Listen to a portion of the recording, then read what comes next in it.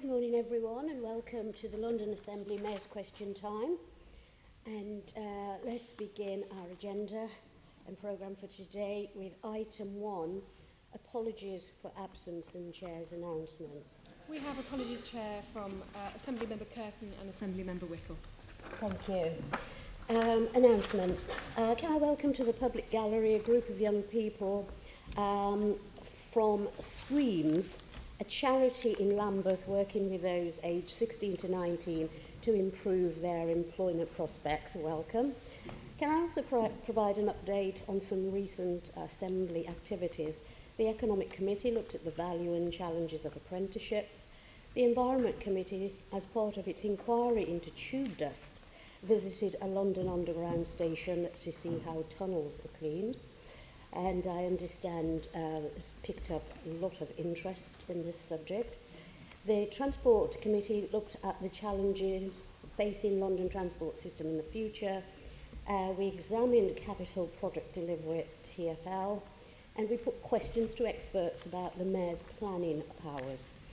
We agreed motions on a variety of topics, including the Croydon Tram crash, a pay rise for police officers, harmful herbicides, training for TfL to assist passengers with disability, non-recyclable hot drink cups, low MMR vaccination rates for children, and safeguarding directions to ensure the successful delivery of Crossrail.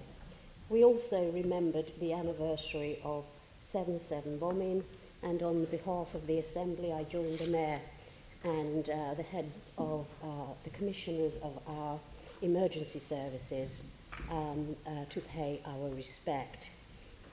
Okay, we now move to the substantive business on the agenda for today's meeting, and I just formally want to adjourn the meeting to allow us to depart a little from our usual processes and procedures so that the Chair of the London Youth Assembly, Katie Bacon, can present the Youth Assembly's recommendation to the Mayor. I think we're all joined, including with the Mayor, in saying how much we want to do everything that we can to promote young Londoners, to really show by action that when we say we want inclusion, we want your engagement, we really have to show that. And I know members and the Mayor appreciate what's happened over the last year with the London Youth Assembly, and I would just like to pay tribute to Assembly Member Gareth Bacon. No relative, yes, that's absolutely right. Let's put that on the record, because indeed Katie's mum is with us in the audience. Good morning. I think, Gareth, it's a sign that when our constituents come to us with a good idea, it is really our duty to actually listen and then bring it to this place and get action on it. So thank you very much. I'm not going to describe the London Youth Assembly. If you don't know, there's a lot of stuff on our website about it. But basically, Katie and her team of Youth Assembly representatives have been engaged and involved in looking at issues, and they have come up with a number of recommendations. They have met over the last week, over the last year, the Deputy Mayor, Policing and Crime, and they've also had a session with you, I know, Gareth, and they have got a programme, and they also met the Mayor, and they also have a programme for their forthcoming year. So I would ask members, I'm not going to invite members to give speeches, and I just would ask you to follow the work of the Assembly and make whatever input you have you would like to their work. So can I take this opportunity on your behalf to welcome Katie to join us and to ask Rebecca to escort her round to meet the Mayor.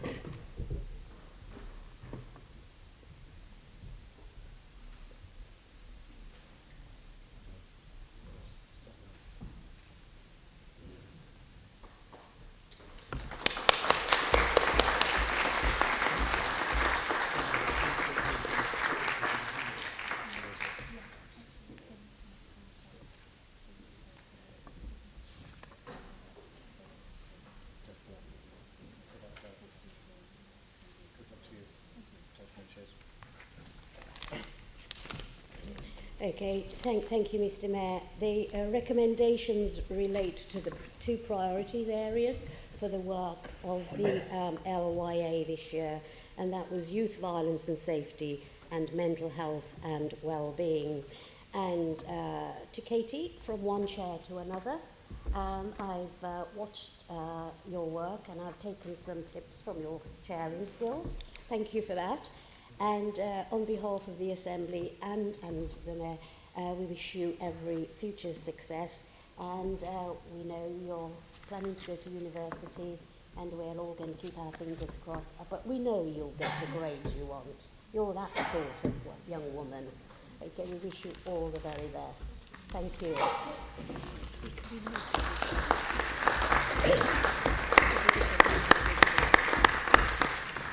Okay, so the meeting's now reconvened, and let's go to item 2, declaration of interest. Can I ask the Assembly to note the recommendations set out at item 2?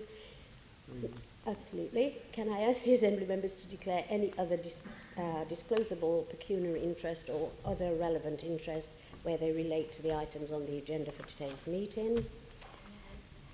Item 3, the minutes. Can I ask the Assembly to agree the minutes of the London Assembly Mayor's Question Time meeting held on 20th June 2019 to be signed as a correct record? Thank you. And then item 4 is the Mayor's report.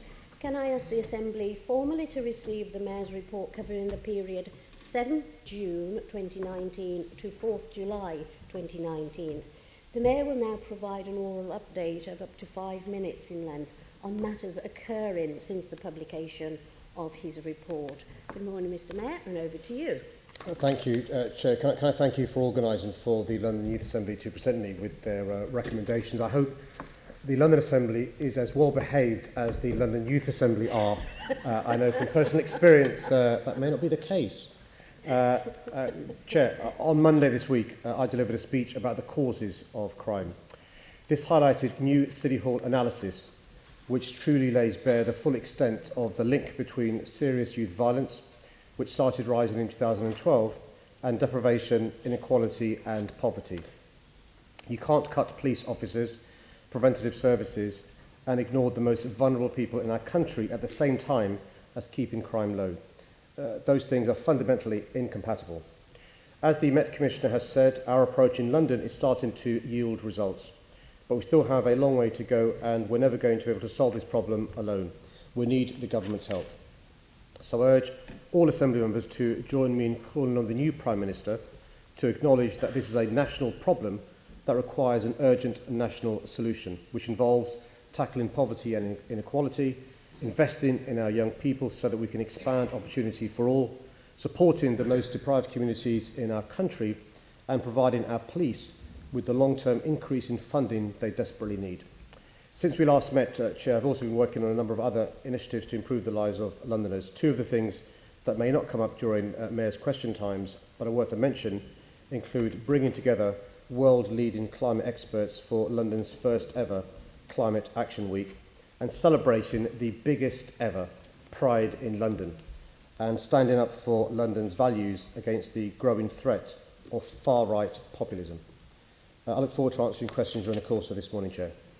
Thank you. Any follow-up questions? Any questions on that report? No? Well, let's go straight to questions. And the first question is in the name of Assembly Member Dismore. Thank you, Chair. I fully agree with the London Fire Commissioner, Danny Cotton, that the government has failed to do anywhere near enough on building fire safety since the fire at Grenfell Tower. And today, the Cross-Party Housing, Communities and Local Governments Committee have published a damning report which agrees that the government has been, and I quote, far too slow to react to the Grenfell Tower tragedy. After the devastating fire in June 2017, the government promised urgent action to make everyone safe. More than 2 years later, our building regulation system is still unfit for purpose. We still lack clarity on the basic questions of whether certain types of cladding are safe, and tens of thousands of people continue to live in homes that may be unsafe, with leaseholders facing huge bills for interim safety measures and other safety works. At every turn, the government's attempts to improve the system of building regulations have been far too slow and limited. For instance, they introduced a ban on combustible materials, but only applied this to buildings that are over 18 metres. The recent fire in Barking was in a building less than this. Similarly, they proposed reforms to the building safety regulatory regime, but only applied those to high-rise buildings rather than the wholesale reform of the system that is needed. As well as their failure to make regulations for new buildings fit for purpose, the government's efforts have also been slow and inadequate in ensuring existing buildings are made safe. It's shocking that it took nearly 2 years for the government to agree funding for the remediation of the unsafe aluminium composite material, ACM cladding, in private sector residential buildings over 18 metres. What's more, the scope of this funding for private sector blocks and its equivalent for the social sector is far too limited. By only covering ACM cladding in high-rise blocks, the funding ignores fire safety issues involving other buildings and different sorts of materials. On behalf of thousands of Londoners living in blocks that may be unsafe, I'll keep pushing the next Prime Minister to step up and show the leadership we need. Well, thank you for that comprehensive reply. On Monday, I met with residents from Paddington Walk development, which was built in 2005. The private sector leaseholders have been told they will each have to fund between £40,000 and £60,000 to remove ACM cladding on their 4 blocks, a total of £9 million, having already had to fork out £1 million between them for fire alarms and waking watch patrols. Resident Julie Long is typical. She's paid £20,000 and has to pay another £20,000 on top. I've got a copy of the bill sent to her here. Another leaseholder, who's a teacher, faces bills of £40,000. There may also be additional charges, not yet costed, to remove timber cladding as well as ACM. Even though the government has said it will fund private block remediation, the managing agents are still insisting on residents coughing up these huge sums, backed by threats of lease forfeiture, losing their homes. Nor will the agents guarantee to repay the money if their funding bid to government is successful, only offering credits to their accounts. Altogether, it looks like they're asking for about 5% of the total fund just for this one development alone. Doesn't this illustrate the complete failure of the government to get to grips with the demands on private homeowners? Too little, too late. And will you write to the Housing Minister asking him to intervene on these residents' behalf? I will. If the Senate Member Chair wants to send me the details, I'll send representations again to the government in relation to this issue. Many of these properties are now unmortgageable for the reasons that you've alluded to, but also many leaseholders simply can't afford to pay the massive bills they're being sent by the managing agents. One of the reasons we were lobbying the government to assist in the private sector was because of this argument between the landowner, the managing agent and the leaseholders. So we need to continue to persuade the government to lobby and tell the managing agents that they can't do this. Well, thanks for that as well. After Lacknell house fire 10 years ago, which killed 6 people and injured many more, the then Mayor Boris Johnson said, quotes, "Is there anything we should be doing to ensure that we don't have a repeat of such tragic blazes? Safety has to be paramount, and we will certainly be looking at this to see if there are any lessons that can be drawn." Would you think that those lessons apparently included cutting 10 fire stations, 14 fire engines and 553 firefighter posts from the London Fire Brigade, together with ignoring the recommendations of the coroner, for example on sprinklers? Should he become Prime Minister, what prospects are there even now of holding Boris Johnson to his words? They're getting him to reverse the failing record of this government's post-Grenfell dilatory action and actually doing something to make safe the 10,600 private and 4,600 social sector homes still with dangerous cladding in London alone. Well, Chair, can I say how disappointing it is that some members are tutted while Senator Dismore is reading out serious concerns raised by a coroner at an inquest in relation to a fire that led to tragedy in South London. I think the important point is to hope that the next Prime Minister doesn't let down the victims of fires in tower blocks. I think the current Prime Minister has let down the Grenfell Tower community. I think for her to use Grenfell Tower in her final resignation speech is beggars belief. I hope the next Prime Minister will learn from his experiences as Mayor, but also learn from mistakes made by Prime Minister Theresa May and address concerns around fire safety. These are serious issues that don't deserve tutting, we just heard. Thank you. Okay, thank you. Next question is in the name of Assembly Member Berry. Thank you, Chair. Thank you for your question. Before I became Mayor, there was planning permission at the St Anne's Hospital site for 470 homes, of which just 14% were going to be affordable. This would have been a shocking waste of this opportunity to use public land for public good. That's why we took the chance to intervene, and we've transformed the plans for this site. It will now deliver an estimated 800 homes with at least 50% affordable. That represents a six-fold increase in the total number of affordable homes. We're able to achieve this by using my new London Land Fund to buy the site from the NHS Trust. This gave the NHS Trust the funding they needed to invest in new clinical services and us the chance to work with the council and the community to make a far better scheme.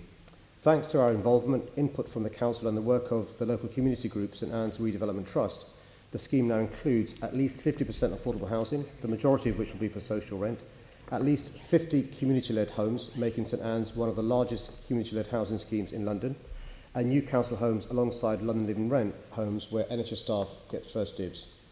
Getting to this position has taken time and work, not just from my team, but also from the directors of St Anne's Redevelopment Trust, who have been working together under a memorandum of understanding signed last year. We expect to bring the formal process for selection a development partner soon.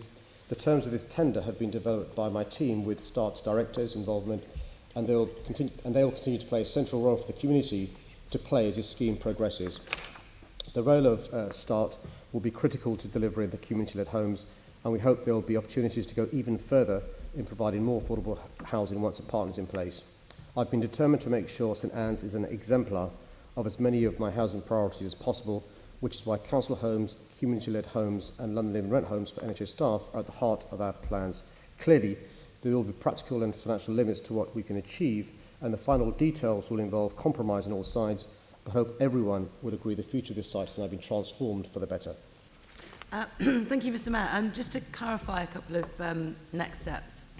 I think you said it's going out to tender to developers very soon on the terms that you've just stated, so that's 800 homes, 50% affordable. Has START, St Anne's Redevelopment Trust, the community land trust that came up with this idea in the first place, agreed to those terms and the terms of their working going forwards? So the Deputy Mayor for Housing meets regularly with START. There have been a number of meetings and they've been involved throughout this process. And they've signed off it going to tender. I understand that not to be the case. I know there have been regular meetings and they've been involved throughout. I can't give you the answer in relation to the specific tender going out, because obviously that will be subject to discussion between the housing team and START, but I'm not sure if you're suggesting that they've not been involved in the process. They've been involved in the process up to now, but have they actually signed off going forwards to tender? I'm not sure about whether they've signed off the tender process, but I can get someone to write to you about that. Okay, I wanted to go through some of the details of the scheme as it stands Sure. and the plans in the context of the agreed vision for the site, which says the scheme will be used in future as an example to others that such schemes can be financially viable and deliverable. And obviously on the proportion of genuinely affordable homes, you're talking about 50% just there. START's plan was, and request was for a minimum of 65%, and they want 100%. They made plans to do that. The number of community-led homes, you said, was 50 out of potentially 400 genuinely affordable homes. That's just 12% of the affordable homes. So in terms of it being community-led and an exemplar scheme, it seems things have been watered down. I mean, the vision itself now says community-focused instead of community-led. Instead of START being the community group to work with and heavily involved, it seems they're now part of a wider steering group they get to sit on. And at the end of it, they get to bid for these 50 homes, this handful of community homes. So is this really an exemplar? Isn't it basically just now a business-as-usual, developer-led type scheme? Chair, I know there's a mayoral election coming up, but I think we've got to be sensible about these things. This scheme began with 400 units of housing with 14% affordable under a dodgy definition. It's gone from 400 units of housing with 14% dodgy definition affordable to 800 units of housing with 50% genuinely Mr. Mayor, affordable. that's a great improvement. And also, can I you commend you seem on not to have the mentioned homes? that during your 3-minute question. In terms of numbers... Well, you asked a 3-minute question. Can I give a 3-minute answer? That's fine. In terms of numbers, No, clearly. you've made This is silly, you know. great improvement. 10 months of this, Chair. Mr. Mayor, do not interrupt me. You've made a great improvement in terms of numbers. The NHS-focused homes are a great thing. But in terms of it being an exemplar of community-led housing, I'm not sure we are there. I mean, what kind of reaction are you expecting from people coming to see the exemplar scheme? They're just going to say, look, I can see schemes like this all across London. It isn't the community-led housing that was in the original community vision, is it not? Well, Chair, in response to that speech, I'm happy for the member to give me examples of any other scheme which has gone from 14% of 400 You know that community-led is about the way it's managed, about community control, and it seems like this is going to be developer-controlled. It seems to show a lack of imagination from your housing and land team. Chair, the phrase that will be used on a green leaflet coming to you soon is business as usual. Now, it clearly isn't business as usual if we've gone from 14% of 400 units, not genuinely affordable, to 50% of genuinely affordable with 800 units. That clearly isn't business as usual. It's an improvement, but it's very much along the lines of many other schemes you're sorry, doing Chair. across London. Can I ask, in terms Well, of on a community, Labour leaflet coming soon is green U-turn. in terms of community involvement, can I ask that you do meet START before it goes out to tender and hear their concerns, because you seem unaware of them? Again, Chair, you see, this is misleading the public. So Deputy Mayor James Murray and my team have met regularly with START. When did you last meet START, Mr Mayor? But we're not going to use START to make cheap points. We're going to work with them to improve the scheme. And because of their input, we've gone from a situation where this scheme was sold off 14% dodgy definition of affordable housing. Mr Mayor, you can't just keep saying those numbers to me. I'm afraid I'm out of time. I really hope you will meet START before this scheme goes out to tender. Thank you. Can I just ask members that we do have within our procedures, if you want to make a comment, then just remind us. And if you're going to ask questions to the Mayor, you can't have it both ways. You have to give the Mayor the opportunity to answer. Saying those numbers, That's not for you to determine. I would just ask you to just try and determine whether you're going to use this as a platform for commentary and speeches, and you can use that in your time. I haven't got a problem with that. But then let us know. But when you ask a question to the Mayor, it is reasonable and respectful for you to give him time to answer. Apologies, my group is very short of time, and he was repeating himself. Okay, I'll move on. The next question, common sense. Has been common sense. Common sense has not left the building. It's gone to be answered in writing. The next question is in the name of Assembly Member Hall. Thank you, Chair. Yes, I love this city. It's the greatest city in the world.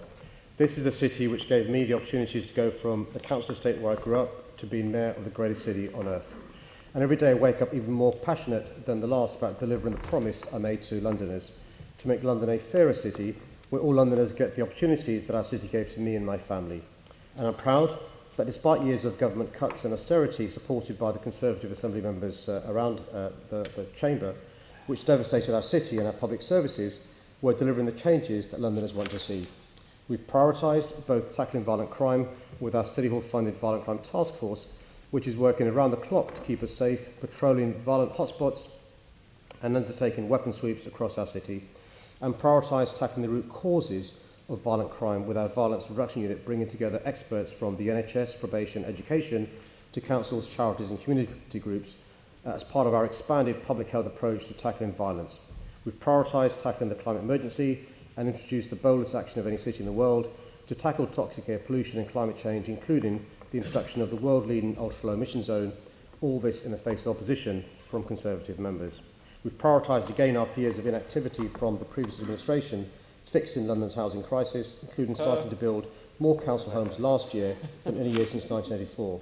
We've also given residents and tenants the right to vote on estate regeneration plans and doubling our homelessness outreach teams. We've prioritised making transport more affordable, with all TfL fares frozen for the third year running, and millions of journeys taken on the unlimited upper bus fare. And we've prioritised making sure that all Londoners have the opportunity to gain from the benefits culture and sport can bring to their lives, and to use both as a tool to steer young Londoners away from crime and gangs and towards education and employment. My priorities have the support of Londoners. I hope my priorities have the support from the Assembly too, Chair. Thank you, Mr Mayor. I'm pleased to see that you are saying that crime, etc., policing is a priority, because you have got that in your manifesto. Do you therefore regret your budget? Sorry, do I regret? You regret your budget? No, I'm really proud that, unlike the previous mayor, in my first 3 years, I've used all the tools available to increase funding for the police. So in my first year, I increased the precept to the maximum allowed 2.99%. The previous mayor never did so. In my second year, I raised the council tax to the maximum allowed £12. The previous mayor didn't do so, wasn't allowed to do so. In my third year, I've raised it to the maximum of £24, plus added business rates to increase the support the police receive. That's paid for 1,300 police officers and avoided a cliff edge fall in police officer numbers. I hear what you say, but equally we have had 67 deaths so far, nearly 2,000 knife crimes with injury. Therefore, I think the public, Londoners out there, would rather see more money going into the police than into some of these schemes that you're doing, £30,000 of bicycle ballet. People don't want to know that that's where their taxpayers' money is going. People want to know that money is going into policing. And you are the only person in this room that has got a policing budget. More money should be going into policing. Well, we've invested record sums in my first 3 years as mayor compared to the previous 8 of the previous mayor. In 2010, the then Chancellor announced massive cuts in the policing budget of £1 billion. We get 80% of our funding from central government. In the first 6 years, between 2010 and 2016, no additional money from the mayor. In my first 3 years, we've increased record sums to the police. That's what's paying for a City Hall funded violent crime task force. That's what's paying for the additional policing we're seeing across London. We've doubled the amount of neighbourhood dedicated ward officers. You've increased your culture budget by millions. You've increased your PR by millions. We want to see more money going on the streets. We want to see more police. Because however much you think you're doing, you're not being very successful at it, let's face it. As I said, 67 deaths and nearly 2,000 knife crimes. Therefore, clearly more money should be spent by you on the Metropolitan Police. So, Chair, is that a question? Yes, don't you think? Or are you quite happy? She hasn't asked you the question, she's made a comment. I did note that. Don't you think? Are you happy? All right then, let's put it this way. Are you happy that taxpayers' money is going on ridiculous things like ballet, bicycle things, all these cultural events that are going on, when round the corner people are getting stabbed to death? Do you think that's acceptable? Well, I think what's important is for Assembly members not to mislead the public. So to pay for policing, you need to have constant revenue streams. What you can't do is make a police officer redundant. No, so we what the all Commissioner... understand that. No, you'll hear the answer. No, can we have the answer from the mayor to about... He's stating that... Which question do you want an answer to? I am saying, do you not understand that the public out there, Londoners, would rather their taxpayers' money, their money, was spent on looking after the safety of residents as a priority? You can go through a whole list of things you might think are good, but actually to prioritise means to put money where your mouth is. And you have said that your top priority in your manifesto is to keep the people of London safe. Well, you're not doing very well on that, and you could do a lot better if you put your hand in your pocket and put more money into the Metropolitan Police. And the question is? The question was Don't the you first think? start. Don't you think? Don't you think? I think the audacity of a member who supports a government that's cut 22,000 police officers from around the country, a member of a party that's been responsible for cutting 3,500 police officers from our city, 3,500 community support officers, Mr. Mayor, thousands we're of police talking about staff. you. And here you go, I'm interrupted again. Mr. Mayor, yes, I will interrupt you because you deflect whenever you can. The truth is, we're talking about you. We're talking about your very sizable £18.5 billion budget. I would much rather have a question, Assembly Member Hall, so we can get an answer. Well, I'm actually asking the Mayor to keep the subject to what he is responsible for, Madam Chairman, and he is responsible for the Metropolitan Police budget. So do you not think that taxpayers' money, Londoners' money, would be better served going into the Metropolitan Police Force so that first and foremost we can keep our residents safe? That's the question. I agree, that's why I've increased in record amounts the amount City Hall gives to the Met Police Service. I've also diverted monies from business rates to the Met Police Service, but also invested in record sums in diversion and prevention. It's very important to bear down on enforcement, but also the causes of crime as well. And so we are invested in trying to take action to address the causes of crime. That's why we've set up England's first violence reduction unit, supported, I'd hasten to add, by a Conservative Home Secretary and a Conservative government.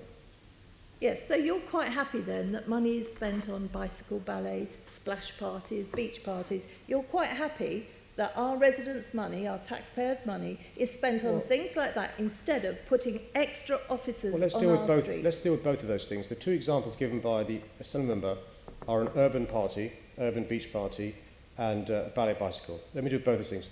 The urban beach parties began in 2013, and they began in 2013 in the Royal Docks, because the Royal Docks is an enterprise zone, and they're enabled and entitled to use business rates from the Royal Docks to regenerate the community, to attract more members of the community to come in to enjoy the Royal Docks. That's the first point. Mr Mayor, I'm talking about... Assembly Member Hall, this will not do. This will not do. It's still taxpayers' money.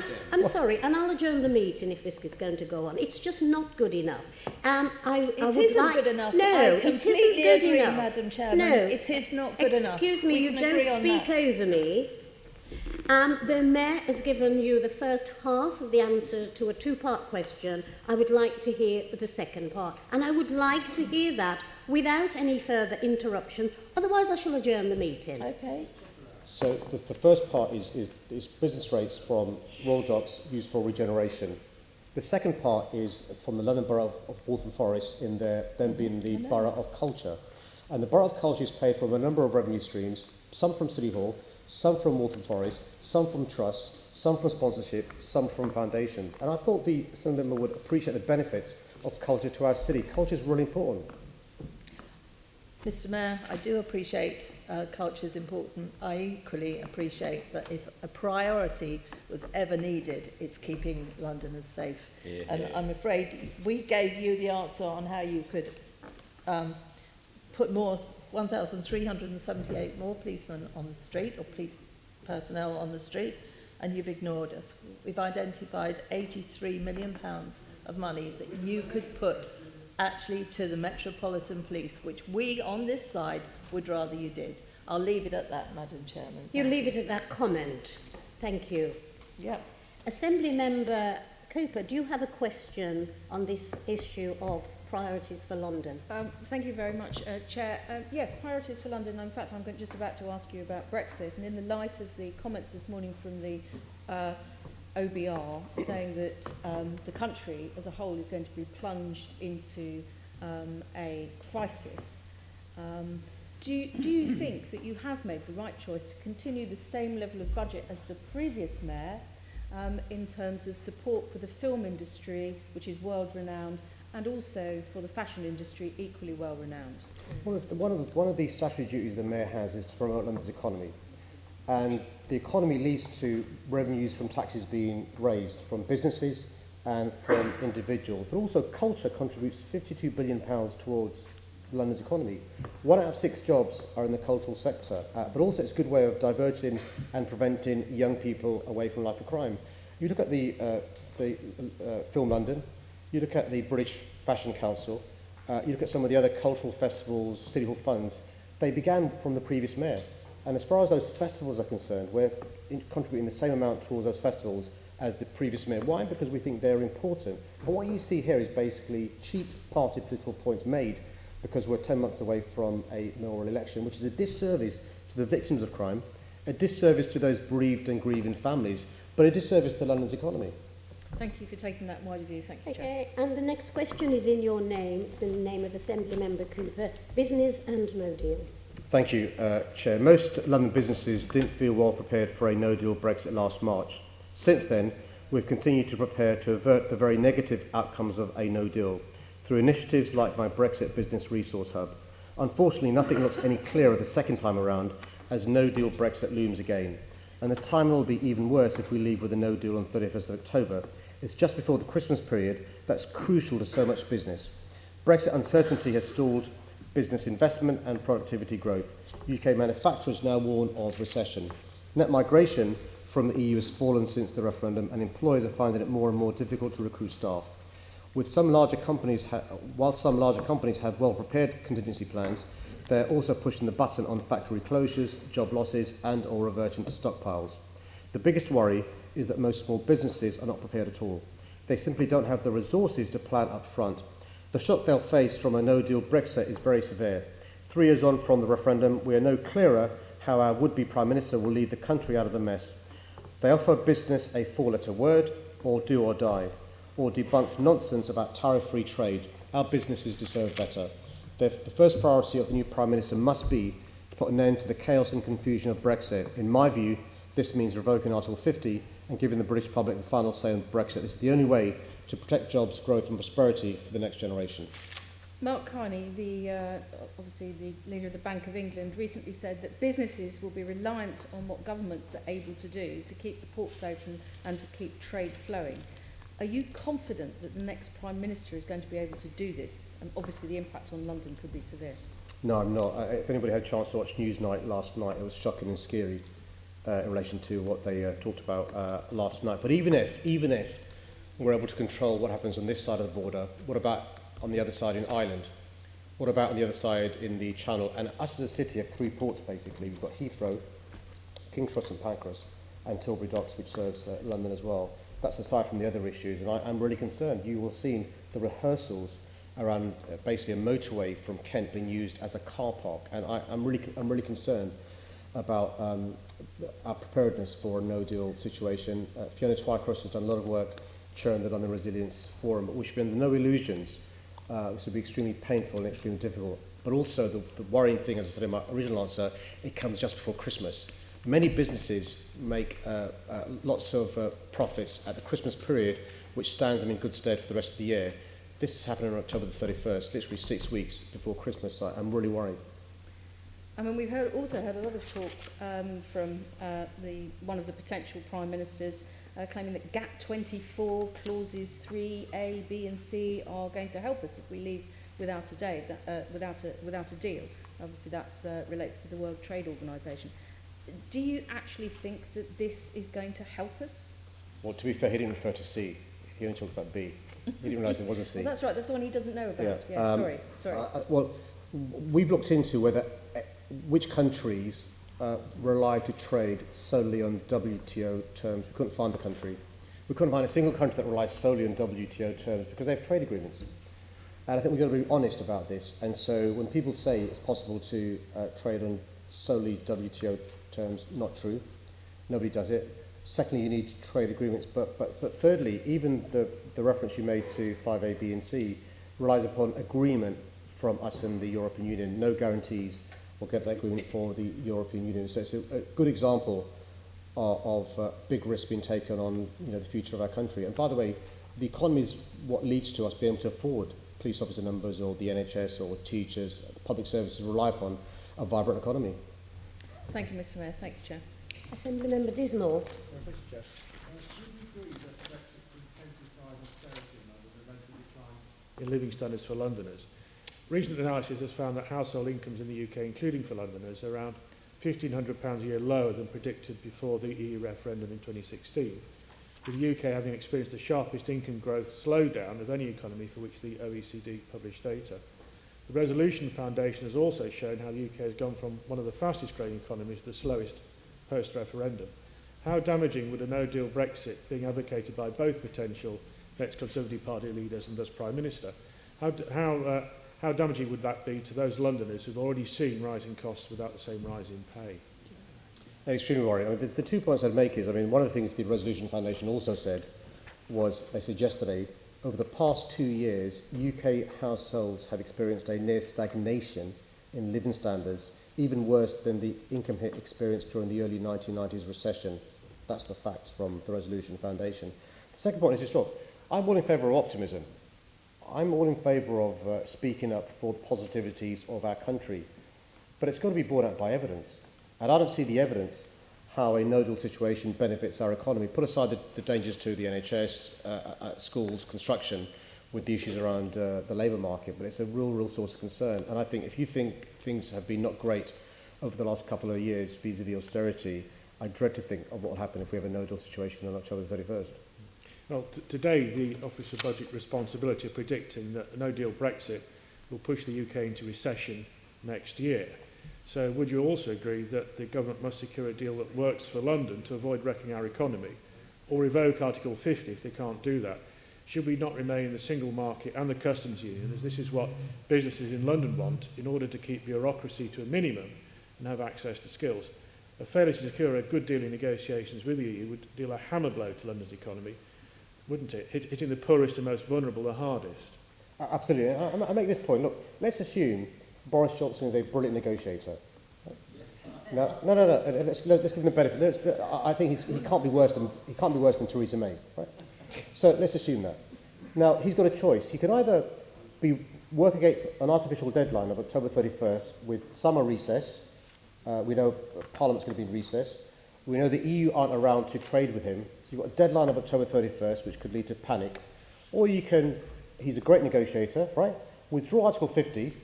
You have all the time to do a good deal with the EU that benefits us, benefits them, and then reserve Article 50 if you still want to leave. And that seems to be a sensible thing to do. And that's what my advice to the Prime Minister would be. Look, withdraw Article 50. You can negotiate with the EU. You're a brilliant negotiator, according to these guys. Get a good deal with the EU, then reserve it and leave. What's the problem with that? Okay. Okay, thank you. Nothing else? Okay. Let's go on to the next question. And the next question is about black cab drivers in the name of Assembly Member Prince. I'm just rejigging my papers. It's a number. Thank you, Chair. Yes, I believe that London's taxis provide a reliable and trusted service to the city. Therefore, passengers' safety and convenience, aided by drivers' extensive knowledge of our streets, and also play an important role in providing accessible transport to all. My 2016 Taxi and Private Hire Action Plan recognised this and demonstrated my commitment to ensuring London continues to have a world-class taxi service. I've since taken a number of actions so that the taxi industry can thrive. For example, I've ensured that drivers can continue to access bus lanes. Transport for London has enabled taxi access to 18 more bus lanes at key locations on the TfL road network. It has written to London boroughs requesting access to bus lanes on roads they control. Taxis can access 95% of bus lanes length on TfL roads.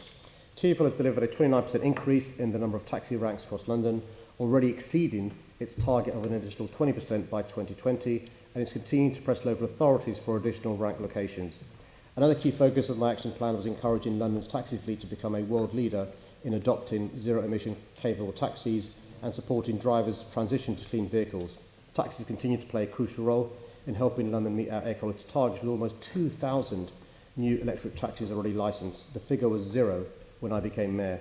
These vehicles are hugely popular with passengers, and I'm proud to see so many on our streets. To support drivers, TfL has restructured the delicensing scheme.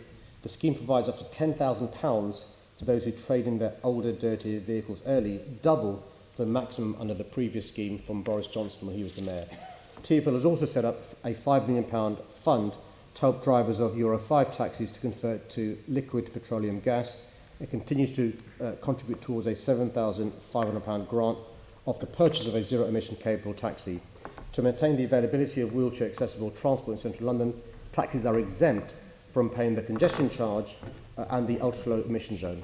TfL also recently published the results of a consultation on changes to Tooley Street. I listened to the trade, and taxis will be allowed to access, along with buses and cycles, while other road users will not. Finally, TfL has published, Chair, a brochure which encourages people from all walks of life to become a London taxi driver. Thank you, Mr. Mayor. Good morning.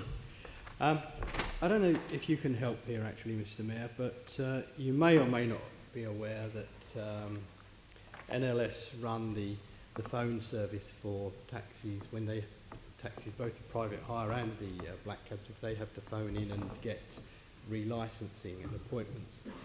At the moment, they are having real problems with this phone service.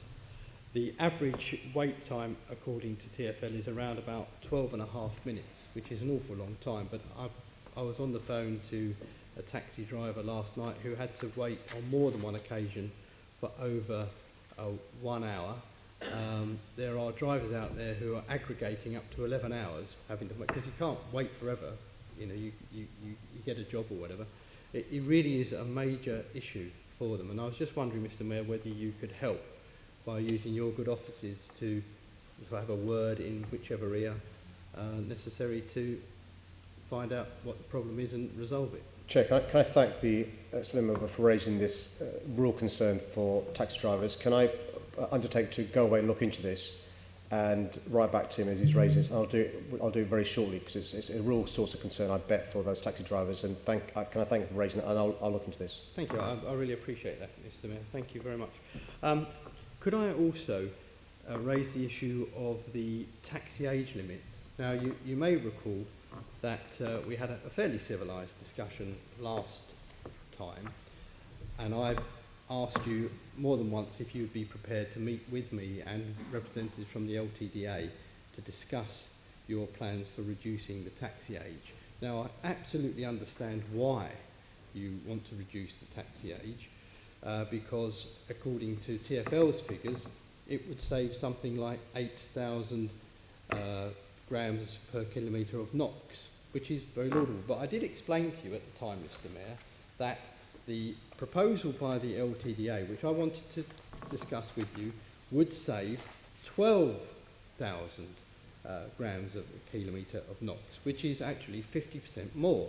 Now, you said that you were aware of that, and you said that you didn't need to have the meeting, which is fine. You know, I respect the fact that you may not want to meet me. But you've now gone and introduced the proposals that we were discussing. You've not, as far as I'm aware, responded to the LTDA, and by so doing, you're actually putting out 50% more pollution than necessary, and I really can't understand why you've done that. Well, I'm sorry some members out of the loop, but the LTDA have been met with by Deputy Mayor Heidi Alexander, and so those meetings have taken place since the last time we spoke, and I'm sorry you're out of the loop in relation to that. I think it's an issue you better raise with the LTDA rather than with me. One of the things that TfL are also doing is looking into the technological solution suggested by the LTDA, which is to retrofit the Euro 5 so they are compliant. It's not yet ready, but TfL are working with them to see if there is a technical solution to those Euro 5 taxis to give them a greater life expectancy. But it's not true to say that any of the options put forward by the LTDA or others can address the real concerns caused by taxi causing issues around particulate matter and NOx into the air. Just so we're clear, taxis currently contribute 25% of nitrogen dioxide, nitrogen oxide, road transport emissions in central London. And because of the improvements made elsewhere by ULEZ, they're not covered by ULEZ for the reasons I've said in my answer, they will contribute more in percentage terms to NOx, 30% going higher. So unless we take action, we can't meet the legal requirements placed upon us as a city and will be in breach. And so that's why it's important to take this action. That's why we consulted widely and we announced our plans. And so, you know, if there's a technical solution that makes us get there quicker, of course we'll follow this up. And that's why TfL is talking to the LTDA. Yeah, but the problem is, by reducing the life expectancy of these cabs, it doesn't make it economic to make those retrofits that would actually reduce the NOx, and that's the whole argument. Plus, I don't know if you're aware of this, but a lot of people bought their taxis with a 15-year life with a view to using them until their retirement. Now, this is causing major problems in the trade for people who want to retire. It's also causing problems for people who want to hire cabs because the value of the cabs has gone down. A lot of the larger hiring companies have sold off their older cabs. They've taken advantage of your £10,000, which then means we've got a number of drivers now who can't find a cab to do their job. So you're actually affecting drivers' livelihoods by this method. If you'd have stuck with what the LTDA had said, then that wouldn't happen, and two, you'd get a better saving, and three, we'd have more cabs that were actually producing less NOx. I just don't understand why you weren't prepared to have the meeting and you weren't prepared to help the taxi trade. Well, I think I've explained in answer to the previous question. I don't want to repeat myself, so I may be interrupted. But we have met with the LTDA, not just TfL, but also the Deputy Mayor Heidi Alexander has met with the LTDA. TfL are looking into the technological solutions the LTDA are suggesting. The good news is, because I doubled what was being offered by the previous mayor, we are seeing more and more taxis moving towards the electric option, going from 0 when your friend was the mayor to 2,000 in the space of record time. We've increased the licensing scheme as well. We've also, across London, which is not talked about now, because obviously you must welcome this, got record numbers of rapid charging points reserved for black taxis, more than 70. And we've got a really good plan to expand that even further. So if the old TTA have got some concerns, they know how to reach TfL, they know how to reach me and Deputy Mayor Hyde Alexander, but we won't always agree. You wouldn't expect us to always agree with what's been said by representatives of various groups. So sometimes we will agree. We'll try and work through them to make sure we find a solution that works for everyone. Well, but you are being a bit disingenuous here, aren't you, about claiming that under the previous mayor there were 0 electric taxis and under you there's 2,000, because there were no electric taxis to be bought. And also you promised 5 electric taxis and there's only 1. So, but let's not get into a row about this. Are you prepared, if the evidence is there for you, to reverse this, reducing the life of these older taxis, if they can be retrofitted and their life can be extended and it becomes economical and they pollute less? I've been quite clear, we need to clean the air in London. How we get there is something that's up for discussion, but you've had 3 years in relation to plans from 2016 until 2019. We still haven't got a solution from you as to how we address the issue of the diesel taxis, adding to the air quality crisis in London. Your friend had 8 years before then.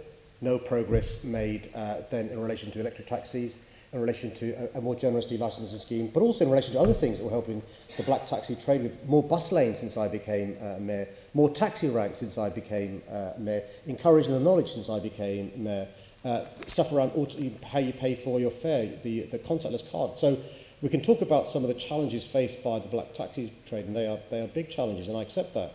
But I think even you would have to give some credit to the current mayor for the steps taken to assist the black taxi trade since 2016. But at the same time, it's cleaning up the dangerous area in our city. Well, I'll put this question to you. First of all, I have been working over the 3 years to help the taxi trade, and I put forward the idea, along I believe with Assembly Member Pidgeon, around LPG, which took a long time to get accepted, so very slow there. And I put it to you that the bulk of the people driving those black cabs at the moment will not say that you've done a good job for them. In fact, there's a load of reasons why they would not agree with that. But I don't want to get into argument, and I'd like to finish the session there, please. Thank you. There isn't a question. Okay. Let's move to the next question on Hammersmith Bridge from Assembly Member Devonish. Okay, so it's just a rejig. I do apologise for it.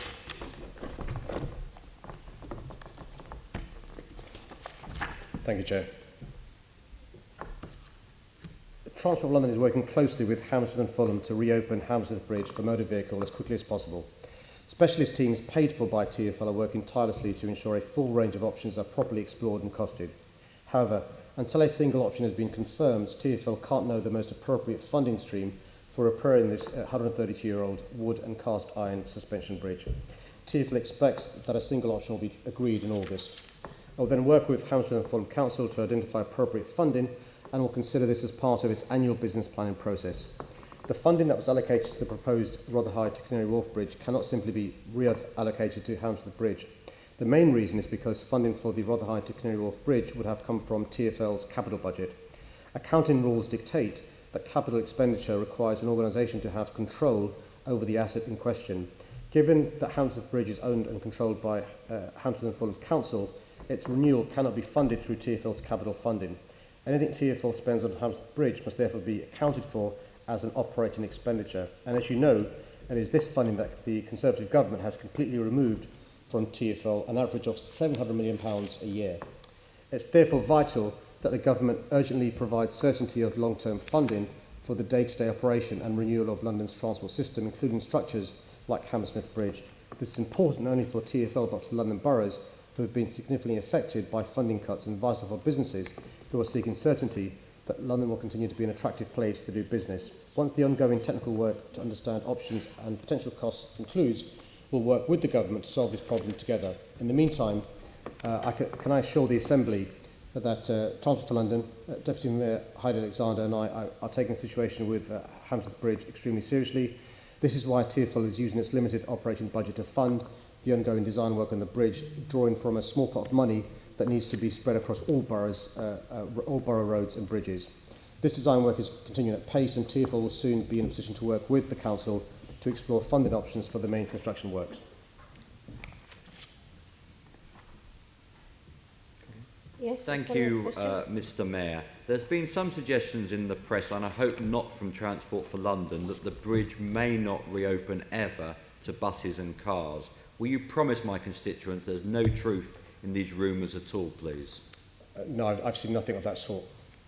Thank you. There's also a lot of speculation the bridge could be shut for at least 3 years. Can you commit to a fast-track reopening to this bridge when you make your decision in August? Yeah, it's a very good question. So the concern is, and thank you for articulating that it will take a long time to reopen the bridge. I'm quite clear, it's been raised before at MQTs by the Deputy Chair.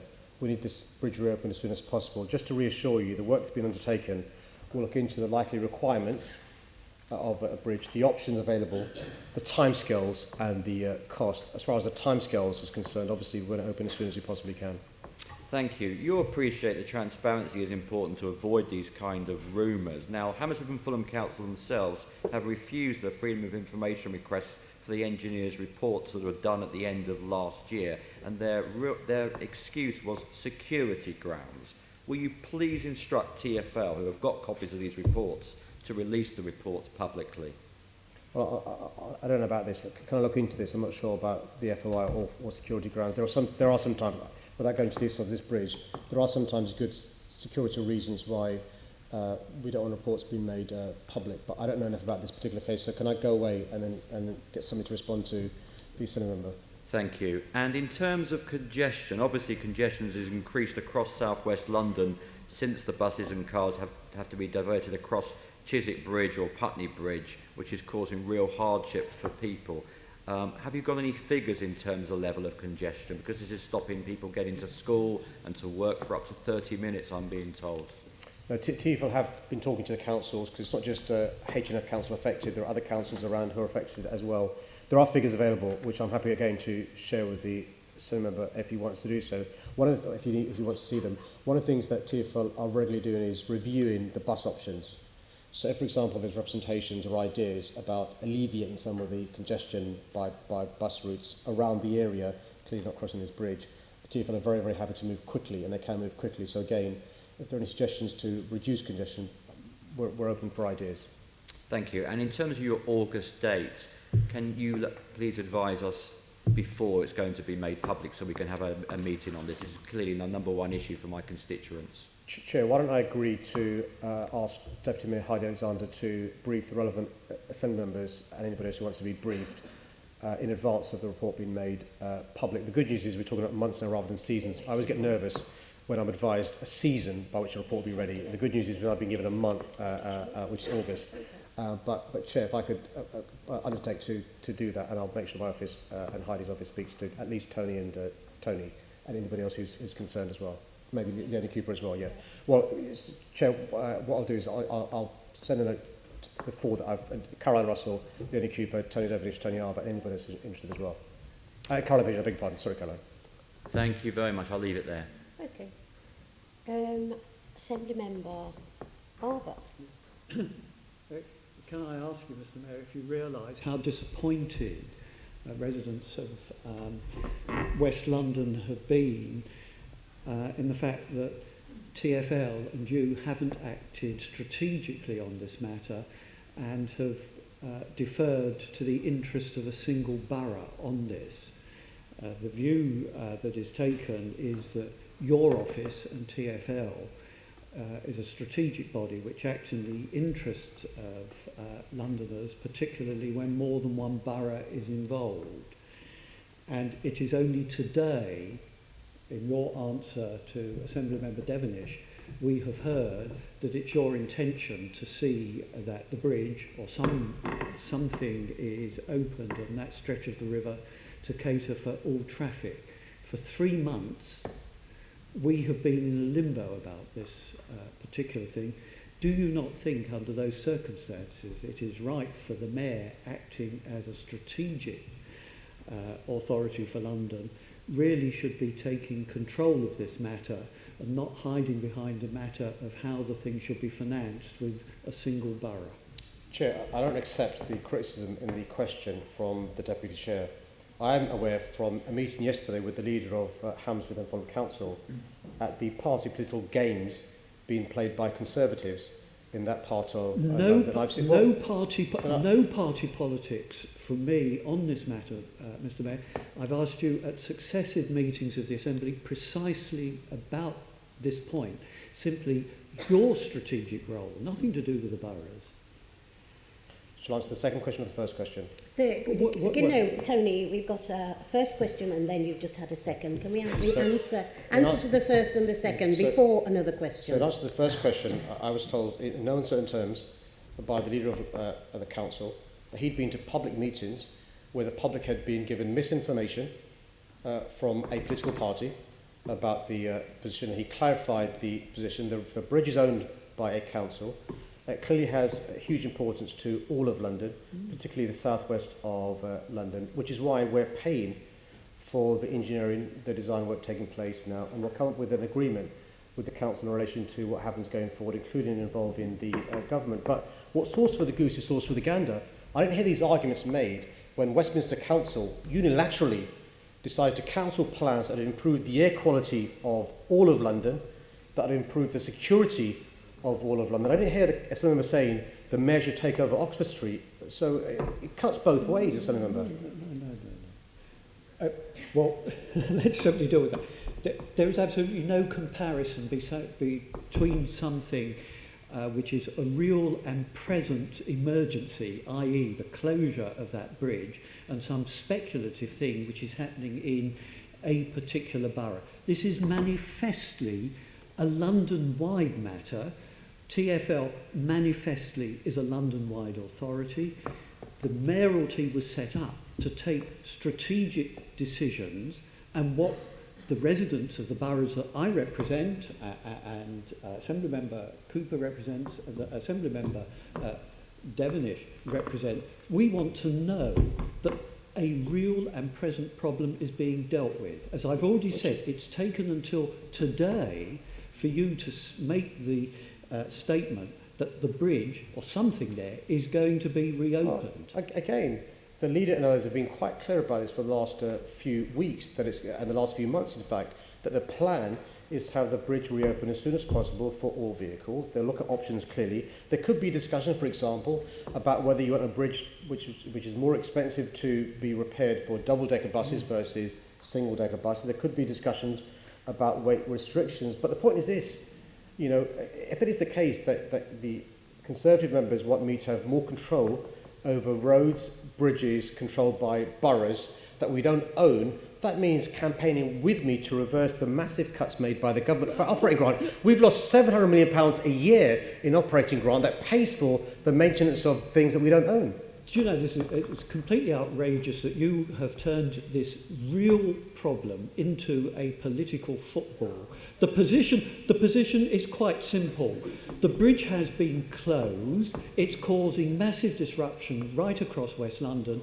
And what you have been doing is saying, oh, well, the problem is one of finance. We established at the last Mayor's question time that TfL has ample reserves, the reserves that are required for an emergency. You accepted at the last meeting that this indeed was an emergency, and yet you're still hiding behind the way this matter is to be financed. A proper strategic mayor should have the smack of firm government and say he is going to take this on behalf of London to put the problem right and deal with the money question afterwards. Don't you think that's what you really ought to be doing? Well, again, Chair, I'm not really sure how I can add to this commentary in relation to what I've said before, which is we're working closely with the council. Experts, including engineers, are undertaking comprehensive work about the options, including timescales, including likely requirements, including the costs in relation to how the bridge can be repaired as soon as possible. I am aware of Conservative politicians playing politics with the closure of this bridge. It's disappointing, but there you go. This is a Victorian bridge made of wood and iron that we've known for many, many years. When there was a previous mayor in charge and a previous party ran that council, it had problems. We've been paying for a number of years to maintain the bridge, including putting restrictions in place, having single-decker buses to deal with the concerns of the bridge. We'll work with the council and others to have the bridge opened as soon as possible, and we would hope there could be some consensus here rather than local MPs and local councillors playing politics with what is an important strategic use for that part of London. Okay. Can I just be clear what we also heard in that exchange? We've heard that Councillor Devonish, Assemblymember Devonish's office is going to relate to the Deputy Mayor's Office for Transport, and that there will be a meeting where Assembly members with constituency responsibilities and members who have general interests on this matter can attend, and that's going to be done as soon as possible. Yep. Is there a timeline looking to Assembly Member Devonish I think the Mayor said August, which is fine by me. I'm here all August. And that this meeting should take place in August? Yeah, I think the key ask is it's a reasonable ask. Before the public are told, it's not unreasonable for the Assembly to be told in a private briefing. So we're going to have that meeting organised in August. Thank you.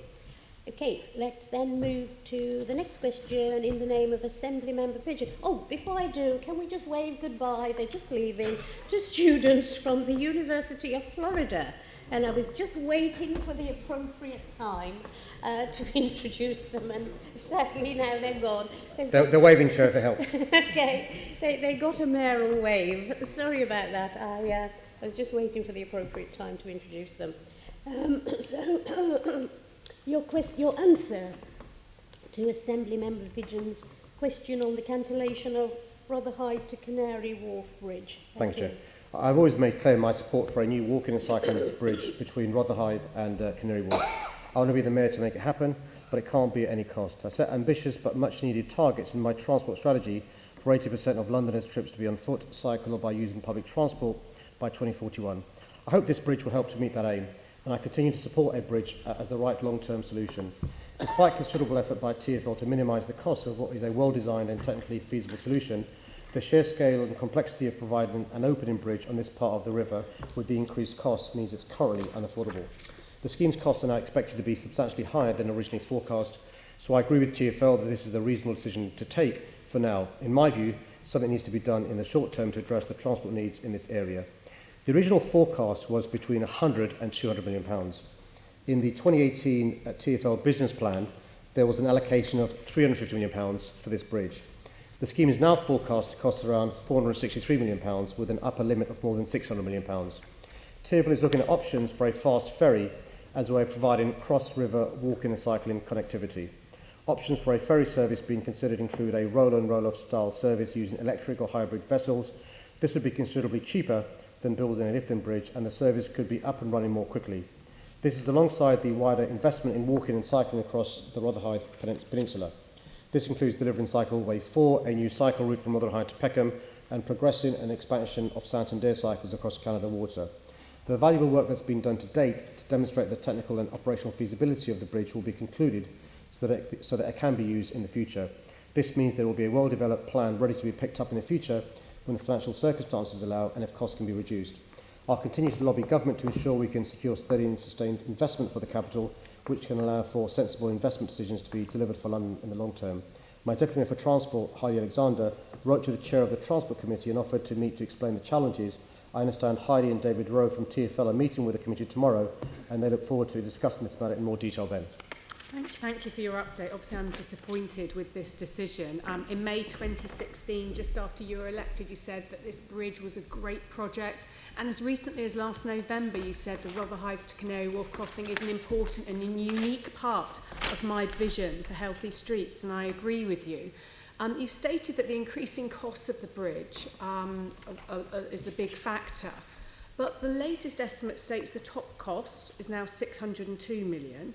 Yet in September 2018, the top cost was £595 million. So it's only £7 million difference. So why have you changed your mind? I think there's the fluctuations will be discussed tomorrow by Heidi and David Rowe. I think the issue is the cost is, I don't agree with the figures in relation to the top ends. The top end's now between 370 and 602, Yeah. and they use various factors to go for... And previously it was 250 to 595 million. So I'm just saying the top end is still roughly around the same. So what is it that's really made this decision, take place to cancel the bridge? I think it's the additional costs that weren't there before in relation to what we think the bridge may cost. I think the TfL now forecast the bridge based upon brackets. They forecast the bridge will cost around £463 million. You mentioned the top end, but the figure they've got is 463, and it's only going one way at the moment. That's their concern.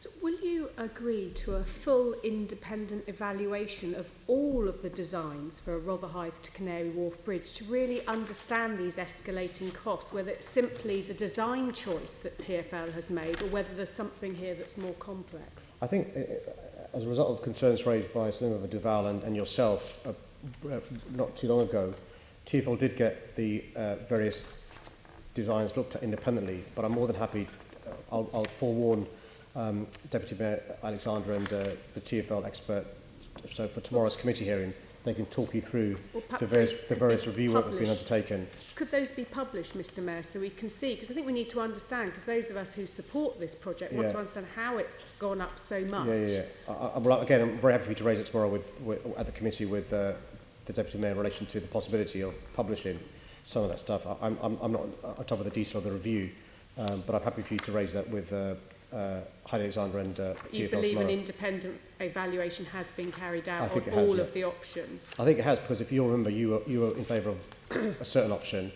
and you wanted to, I'm sorry to put words in your mouth, forgive me, but there was concern that some work had been done on one option, we should run with that. And I said, hold on a sec, I think we've got to go through the proper procurement process, learning the lessons from the Garden Bridge. And then there was some concern raised about that process. Procurement. My understanding was the decision taken by TfL was endorsed by an independent peer review by the Institution of Civil Engineers. But again, I'm happy for you to discuss it with the experts, with Heidi tomorrow. And if they can publish that, I'm happy for them to do so. That would be helpful. And then you are committed to this project. Yep. We've talked about it many times, and I know you really are. It fits in with your whole healthy streets, your whole agenda. But you have the power to direct TfL to build this bridge. Given the budget constraints I know, will you direct TfL to proceed with this much needed bridge at this location? So I think the question you're asking is, will I agree to potentially £600 million plus being spent on this bridge? And the answer is no. We've seen with the previous mayor what happens when you become fixated with a project and a bridge, even though common sense is telling you, experts are telling you, it's not value for money, it's not sensible use of taxpayers' money. The Garden Bridge started off costing tens of millions of pounds. It ended up would have costed more than £200 million, and the previous mayor, his fixation led to £43 million being wasted. I think we've got to be pragmatic about these bridges. I'm keen for... sorry, I'm being heckled by somebody. £400 million. That was my question, Assembly Member Bacon. I beg your pardon, £43 million, I beg your pardon. It was a 4, I got the 4 bit right anyway, £43 million. What's really important is that we are pragmatic about this bridge. I want it to happen, I still want it to happen. That's why we're going to finish the current piece of work, so that work's completed, so we can revisit it if we can reduce the costs. If you're saying that review work can lead to the costs being reviewed, I'm very happy to have that undertaken. Why not? Because I think it's a really important project. Okay, thank you very much. Sorry, it was 40. Chair, that's my fault, Chair. So it's not. I said 400 million. I meant 43 million, and that led to the intervention of Gareth Bacon. Okay, thank you for that. We've got Assembly Member O'Connell. On the same subject, you said 500 million to top end, and what so amount would be acceptable? 602. What amount would be acceptable to spend on this bridge? Yeah, it's a good question. So look, there are other projects that begin, and they sometimes exceed the original cost. Crossall is a good example in relation to the original cost was brought down in 2010 by the previous Chancellor, and the costs now are going to be about the same as they originally were. So sometimes you can justify an increase in expenditure, and there are a number of criteria used, value for money. What would you accept on this one, just in your own mind, if you've got... Well, we've already accepted an increase from between 100 and 200 million pounds to 350. So the original cost was between 100 and 200. I agreed in last year's business plan to go to 350. When I'm now being told that it could go to in excess of 600 million pounds, I think we should pause. Right. But if Senator Pigeon and others with expert advice can give us the confidence, you know, I don't want to pretend that I don't want this bridge to happen, but I can't justify the increase from 350 to 600. Have you had any analysis about numbers of using this bridge? Yeah, one of the things we looked into, so there are other crossings where we use, for example, a user charge to pay for a crossing. Clearly not sensible when you're encouraging people to walk and cycle, to have a user charge for walking and cycling. So we've looked at usage of pedestrians and cycling. That work's been done, and there was a consultation done in relation to that. It would be a well-used walking and cycling bridge.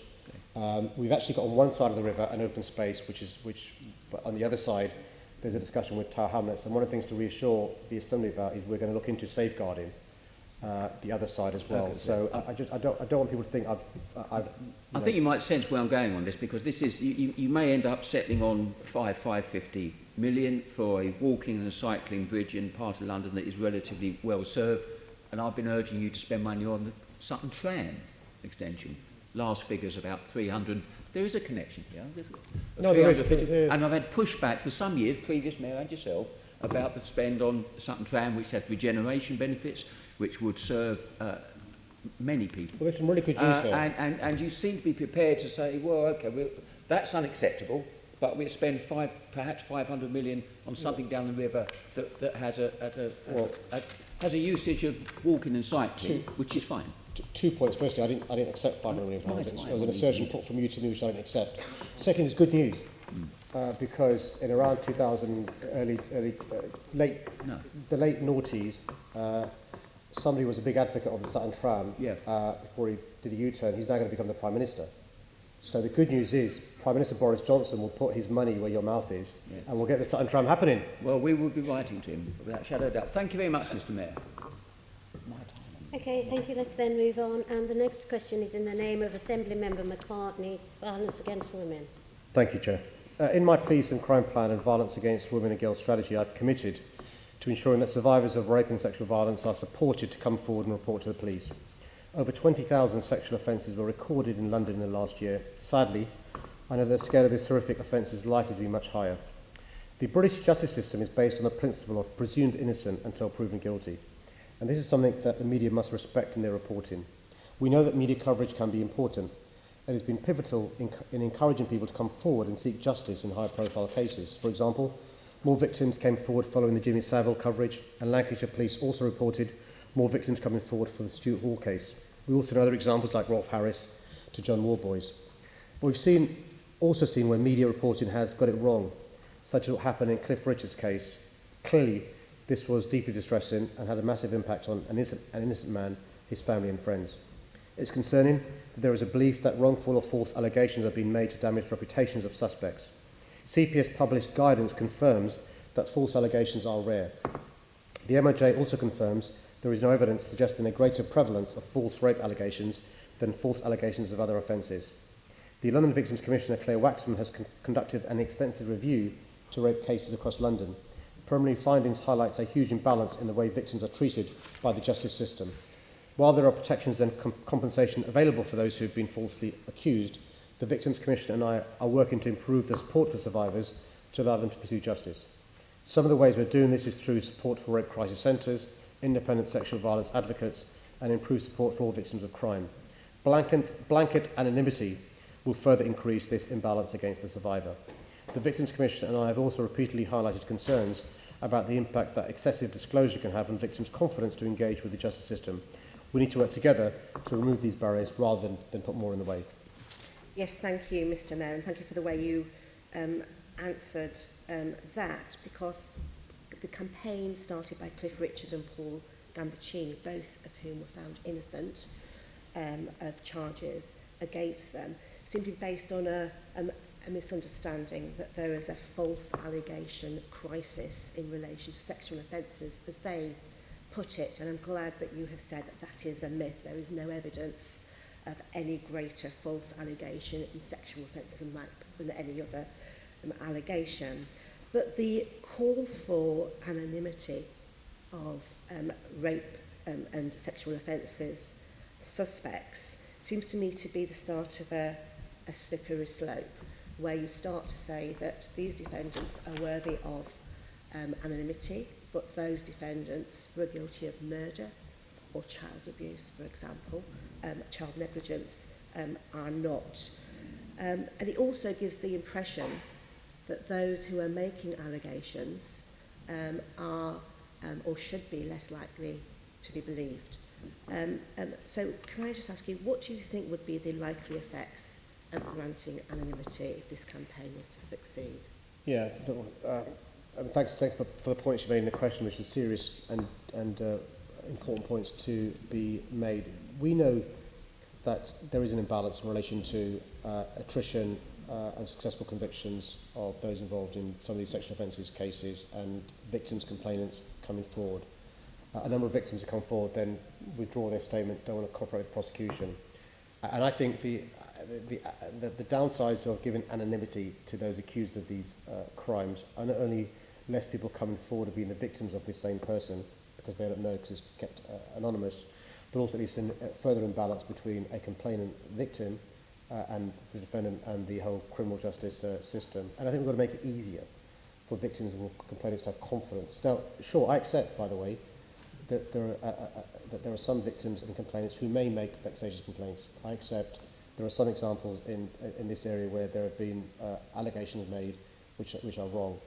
But I think that doesn't necessitate us giving anonymity to everyone accused of these offences. And that's why it's really important to understand the principle, but also to realise that the issue, and you've raised this before, issues around disclosure are making it less likely for victims to stay with it once they've reported it than otherwise would be the case. Issues like the cuts made to services for victims makes it less likely for them to stay involved as well. So I think we should be making it easier for victims to stay in the process rather than making it more difficult.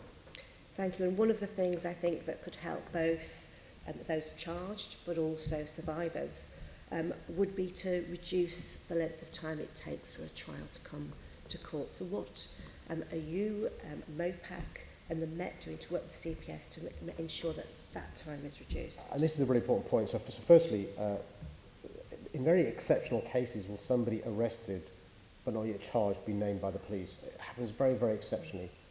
Once somebody's charged, obviously it's a matter of public record, but from the moment somebody's charged, from the moment somebody's arrested, even when they're charged, and then from when they're charged to the trial, it takes a huge amount of time. Cloud hanging over potentially an innocent defendant's head, but also the trauma, stress, anxiety of a victim and a complainant. So we're speaking to the Victims Commissioner and Sophie Lynn, the Deputy Mayor for Police and Crime, are speaking to the police, the CPS, the courts, the MOJ, about how we can have swifter justice, accelerate the process of these trials. Often, one of the reasons why a victim will withdraw her statement is because of the time it's taken. They want to get on with their life. It's traumatic to relive this experience. It brings back flashbacks and all the rest of it. So if we can speed this up, I think it will lead to less anxiety, less trauma, better for everyone all round. There's no downside to it. Thank you. Okay, thank you. Next question from Assembly Member Hall. Thank you, Chair. Consultants and agency staff. Thank you. There has been significant progress across the GLA group in cutting the numbers of consultants and agency staff compared to the practices I inherited when I became Mayor in 2016. There is a focus on using resources wisely and ensuring value for money. Staffing and project budgets are allocated during the budget setting process. These budgets are closely monitored throughout, and overspending has to be accounted for by senior officers. As in all organisations, it's sometimes necessary to appoint agency staff or consultants for specific reasons. Temporary staff cover short-term vacancies in established posts or peaks in work, while consultants are used to provide technical expertise for specific projects. It often simply isn't possible to recruit permanently when a specialist is required only for a short-term assignment, after which the GLA would have no requirement for their skills. There is ongoing work underway to continue reducing spend on both agency staff and consultants, and the GLA are strict in control of spend in these areas. Budgets should not be used on consultants and agency staff unless it is really necessary to do so, and approval of any spend is thoroughly scrutinised. Transport for London have committed to reducing the use of non-permanent staff. At the end of 2015, there were over 3,000. This has been reduced to 1,192 by March 2019, saving £100 million a year. In addition, the London Fire Brigade have reduced their use of consultants by 25% since 2014, resulting in budget savings of over 40%. MOPAC have reduced their agency workers from 6.6% of their workforce in 2018 to 2.6% today. Here at the GLA, there has been a tight grip of agency spend. The Chief Officer, Mary Harpley, and our top team have done significant work to ensure that we're only using agency staff when we have a real need. The Chief Officer has also introduced measures to speed up recruitment times for established posts, which means that vacant posts are filled more quickly, and so shortening the length of time that agency staff provide temporary cover. I expect that the numbers of agency staff to decrease on the back of these tighter controls and the improvements to recruitment timescales. Excellent. Well, that's good news, Mr Mayor. But in a written question to me, you said it wasn't possible to provide an annual breakdown of expenditure on consultants and temporary staff. How can you get a grip of it properly if you're not measuring it? I think we are measuring. I'm not sure what you refer to. Apologies, I don't remember the letter. What we can do is, I think on a quarterly basis, we do monitor in the direction we're going. I think what we're trying to do is reduce the recruitment times to reduce the gap. But I'm happy to look into what you've been told. I can't recollect the letter, I'm sorry. Yes, no, that it would be good if you could look into it, because the answer on the consultant side was expenditure on consultants is set out in decision forms and published on the GLA's website. As a category is so broad, it's not possible to provide an annual breakdown. Well, it must be if it's there. So well, either it's there or it's not there. It's all very unclear. This is why we asked the question. Chair, can I look into this? I know the chair of the Budget and Performance Committee is sitting next to, and I'm surprised we can't do that, because I'm sure we have a Budget and Performance Committee looked into this. Chair, can I take this away and come back to this and write to both the chair and to Susan Hall as well? That would be very helpful, thank you.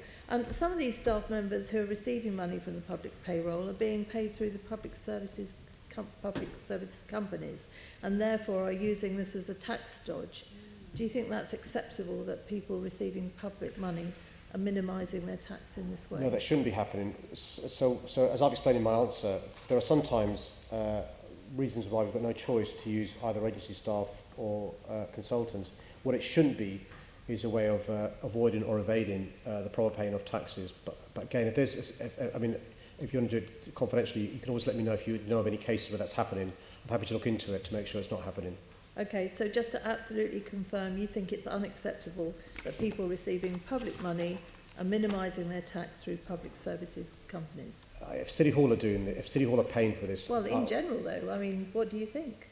I mean, in general, I mean, I can't answer for the general, I can answer for more specific, which is City Hall.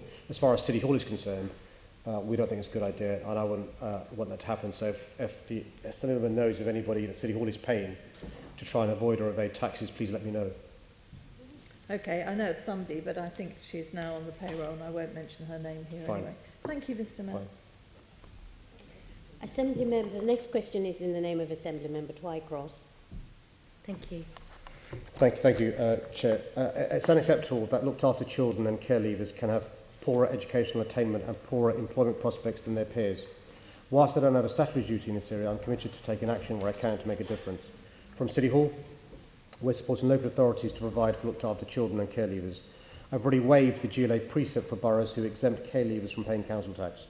We guarantee a place at the GLA Apprenticeship Scheme Assessment Centre for all applicants who've been in care and meet minimum shortlisting requirements.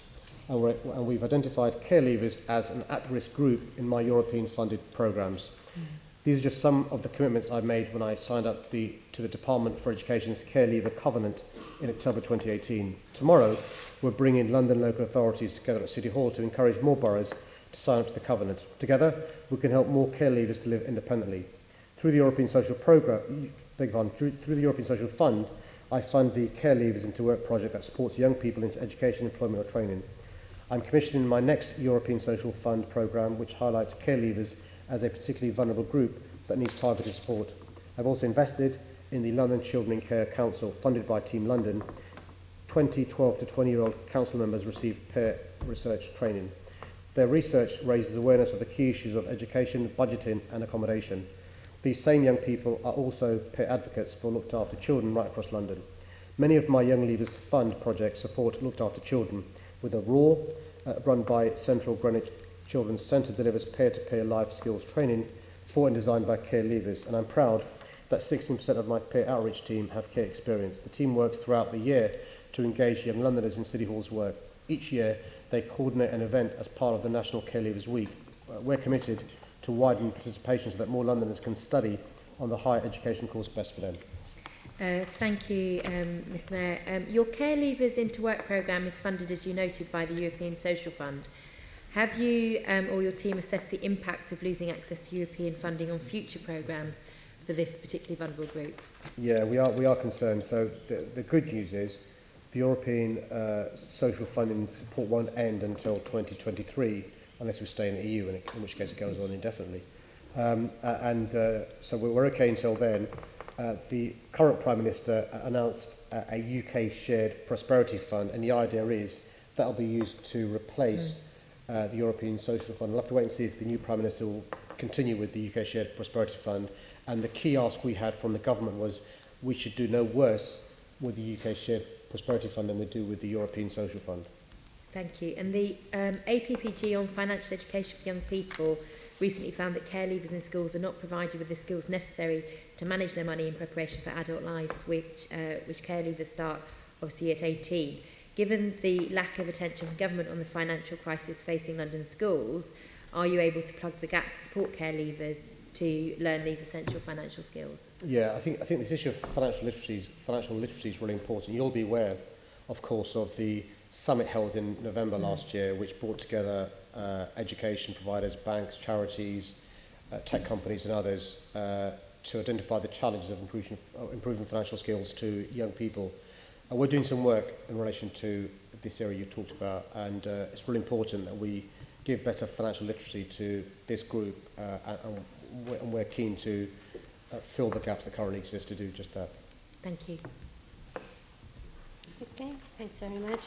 And the next question is in the name of Assembly Member Desai, Metropolitan Police and National Crime Agency Corporation. The threat from serious and organised crime is increasing both in volume and complexity. This picture is consistent across the country where crime, and particularly violent crime, is rising.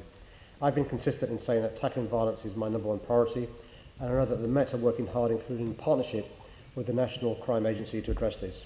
The Met Police collaborate with the NCA across a range of serious threats such as child sexual abuse and exploitation, modern slavery, money laundering and drug and firearms trafficking. They also work with the NCA on another area of growing complexity and volume, organised cyber and online-enabled crime. The NCA cooperate with the Met Police, international partners and private companies to protect our citizens and our economy. The Met Police works closely with the NCA regional organised crime units and other forces to target county drug lines, demonstrated by the coordinated raids which took place against offenders in May this year. I've supported the collaboration from City Hall by providing £3 million from the London Crime Prevention Fund to the response and rescue projects, which helps young Londoners affected by county lines. There's no doubt that across the board, the increasing sophistication of organised criminality represents a real threat to Londoners. In order to address this, the police, including the NCA, are desperate for increased resources to invest in the officers, technology and training required to keep pace with the threat. And the Chief Inspector has confirmed in his annual report that our police are struggling to meet the rising demand and that more officers are needed. And this is a view supported recently by 5 former Met Police Commissioners. Thank you, Mr. Mayor. Some good stuff there. You talked about county lines and some coordinated raids. Can you be a bit more specific about how you and the Met are actually working to coordinating approach and working to prosecute gang leaders who exploit vulnerable children in particular? Yeah, well, thank you for, by the way, the huge interest you take in this, and educating Londoners about the cross-border crime that takes place is really important, so I'm grateful. There's some really good examples in the recent past. Last year, 5 men were convicted after the Met's Trident gangs identified 2 county lines from Hackney into Cambridgeshire, which operation lasted 12 months. Good example there. In April this year, 3 gang members from London were convicted of human trafficking offences. They were using young and vulnerable people from London to transport and sell drugs in Hampshire. And another example I can give you is in June, 6 members of a county line drug can were convicted of shipping drugs from London to Wiltshire in jail for over 46 years. So these are some examples, and it's a really good example of the Met leading the way around the country, working with the NCA as well. Can I just say that in this area, both you, your Deputy Mayor and the Met deserve some congratulations. We talked about Brexit earlier in the context of business, but in the context of crime and security, can I ask you this? So we know that international cooperation is obviously important in tackling organised crime in a global city like London. Are you concerned that organised criminals would try to take advantage of a no-deal Brexit? But can I ask you this? So the last 24 hours has given us a good example of the advantages of an extradition agreement. So we've had now extradited to this country the brother of the man responsible for the terrorist attack in Manchester. Right? This took 2 years.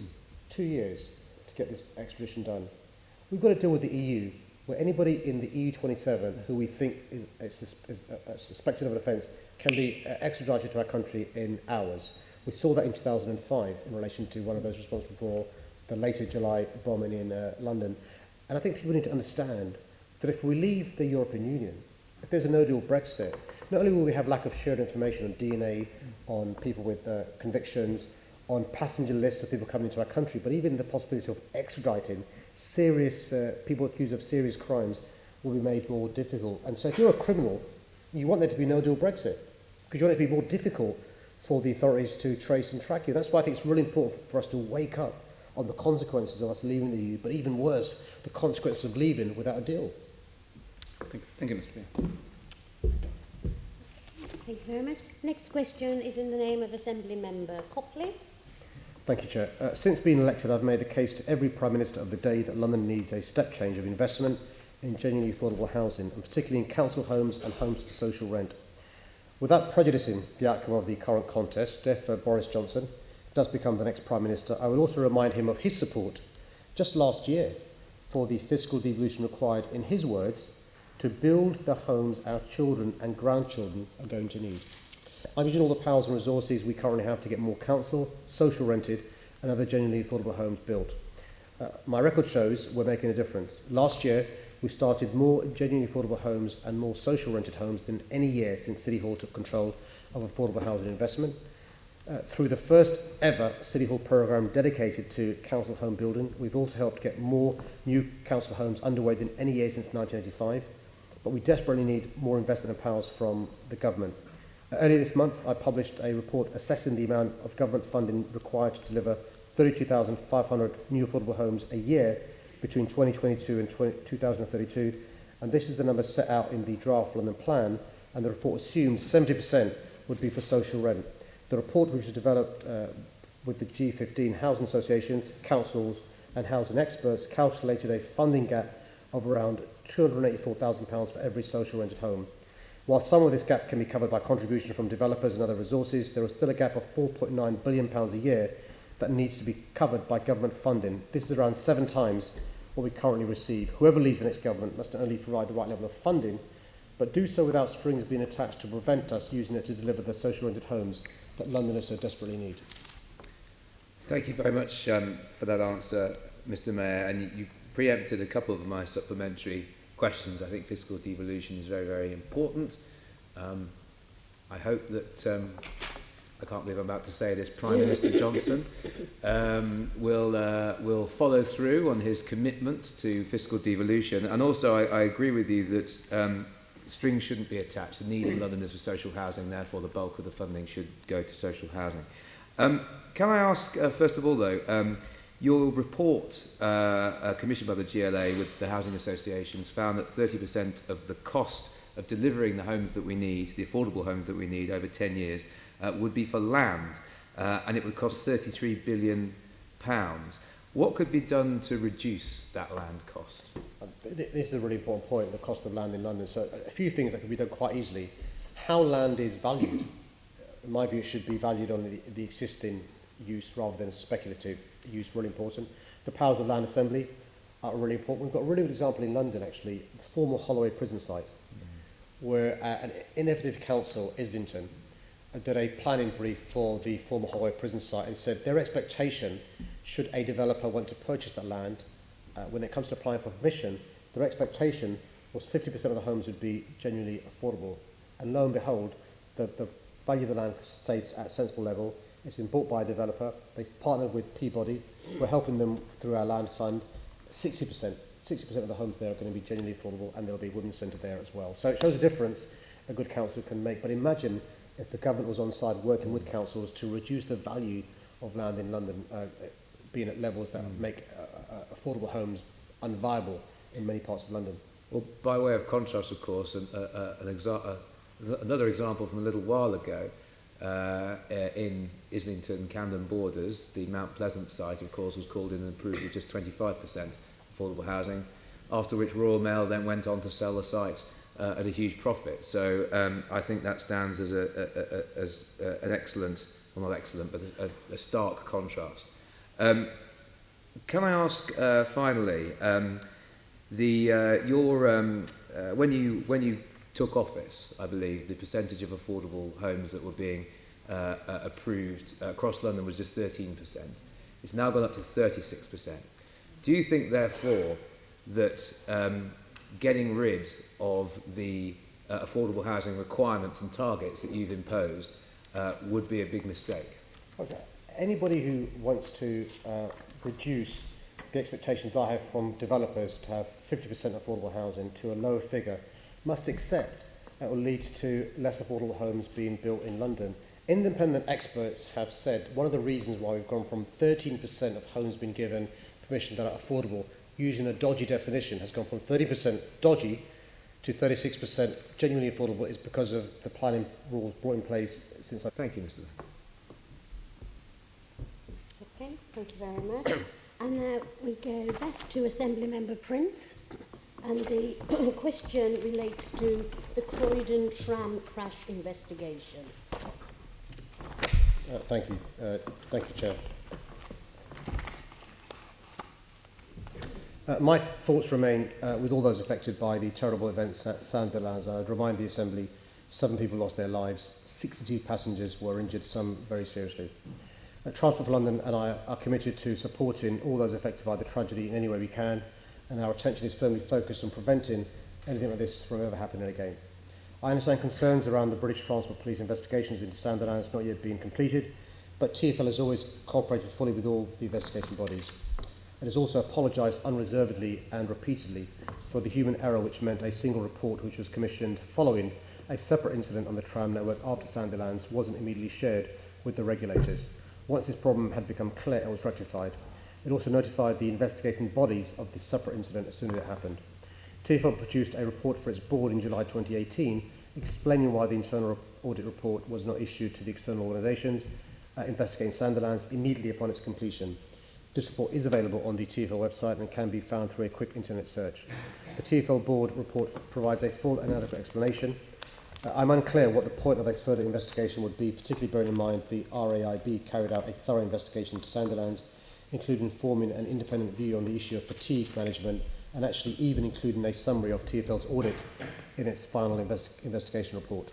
TfL also commissioned an independent investigation into Sandilands as well as a separate fatigue report. The focus of TfL is to make sure such a tragedy never happens again. Significant progress has been made on the recommendations set out by the RAIB, and TfL has completed some of the vital recommendations, including reduced speeds, enhanced signage, and a system that detects fatigue and distraction.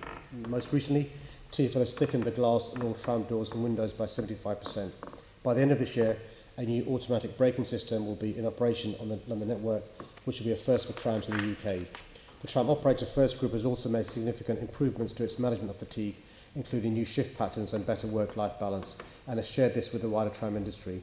TfL is also taking an active leadership role in the UK Light Rail Safety Standards Board to ensure that the whole industry benefits from the significant and groundbreaking safety improvements being made here in London. Is that a yes or a no, Mr. Mayor? Sorry, I can read the paragraph again if you like. Pardon? I think what I said was I'm unclear what the point of a further investigation would be, particularly bearing in mind the RAIB carried out a thorough investigation. For the benefit of those who can't see the question, it's a very simple question which purely requires a yes or no answer, which is, will you appoint an independent investigator to review why TfL failed to supply critical tram safety evidence to the Croydon tram crash investigators? Very simple question, just requires a yes or no. Well, the answer, Chair, is I'm unclear what the point would be of a further investigation, particularly bearing in mind the RAIB carried out a thorough investigation of Sandilands, yes or no, including forming an independent view of the issue. Just yes or no. I'm unclear what the point of a further investigation would be. Can I assume that's a no then, Mr. Mayor? Well, Chair, we can go in circles if you would like me to. No, I think the Mayor's entitled to answer the question in the way he chooses. No. You can interpret it as a yes or no. No, it's have very you, simple. Have you answered the question, Mr. He's Mayor? answered the question, Mr. Mayor. He's used a lot of time up answering the question. It's a very simple closed question. Closed questions merely require a yes or no answer. Very simple. All he's doing is filibustering, Madam Chairman. So if I can continue, I'll take that then to be a no, because you haven't said yes. And I don't understand. You see, I was quite happy to fill, and the question is, I think someone on the proverbial 12 people on the omnibus going through whatever common it is, Clapham, I think, I was quite prepared to believe there was just human error in this. But it seems that lots of people are conspiring to stop there being an investigation, and that's very strange. Why, for instance, when I put my motion, which was proposed by the GMB, a union that I believe you're a member of, certainly very closely connected with, both personally and financially, they put a questioning saying they wanted an independent investigation. I merely put their motion to this Assembly asking for that investigation, and there seemed to be general consensus that was a good idea, and then all of a sudden there seemed to be a change of heart, and then there was a desperate rush at the very last minute to try and negate that motion, which of course was ruled out of order, quite rightly, by the chair. And then there was another desperate scramble to try and find some words which would make the motion almost meaningless. But thankfully, those members of other parties, other than those who would obviously were instructed to do your bidding, Mr. Mayor, voted against that, and we put down the motion by the Assembly that there should be an independent investigation. So I'm asking you about that motion, the fact that this Assembly, cross-party, Labour were obviously instructed to abstain, but the cross-party motion was that there should be an independent investigation. And I'm asking you whether you would appoint a QC to have an independent investigation. And the more you say no, the more you filibuster, the more you try and dodge the question, the more I'm thinking there's more to this than meets the eye. Because at the very beginning, a few months ago, I thought, yeah, you know, somebody mucked up. But every time this issue comes up, we get filibustered, we get blocked. It's very clear to me there is something to hide, because there is nothing to hide. You would follow the request of your own union to do an investigation. You would follow the request of this Assembly, cross-party, to have an independent investigation. And if you're saying no to that, Mr. Mayor, what you got to hide, mate? And that's the question. You don't call the Mayor mate. He's a lovely man. And can I just say, just Mr. Mayor, the motion that has been talked about by the Assembly member will in due course come to your office and you will respond to that motion. I'm happy for you to wait to do that. I will do that. I mean, I think it's the first time in history where a member has filibustered his own time. Chair, can you give him more time? Because I do enjoy his 3-minute questions. No, there is no more time. The response will come through the There normal... is more time, Madam Chairman. Oh, sorry, it's my eyes. I haven't got the glasses on. It's the Mayor who is trying to filibuster, not me. No, can we have a question from you, a precise question, so we can bring I've this asked together? the same question 3 times, Madam Chairman. I'm still waiting him to say yes or no. I'm a salesperson. I know the difference between an open and a closed question. It's a closed question. It just needs a yes or no answer. But he's ducking it. He's afraid. You're frick, aren't you? You're frick to answer the question, aren't you? Chair, can I just say, as a lawyer, I like being advised by a salesman about an open and closed question. But can I just tell him this? The answer to my question was quite straightforward. And I'm unclear what the point of a further investigation would be. And I'd point out, because a serious allegation has been made of conspiracy, so it's very important I respond to the allegation made of conspiracy. At the 22nd of January 2018 meeting of TfL's Safety, Sustainability and Human Resources panel, the chair asked if the audit report had been sent to the external bodies investigating the Sandilands incident. He had previously proposed that this should be done.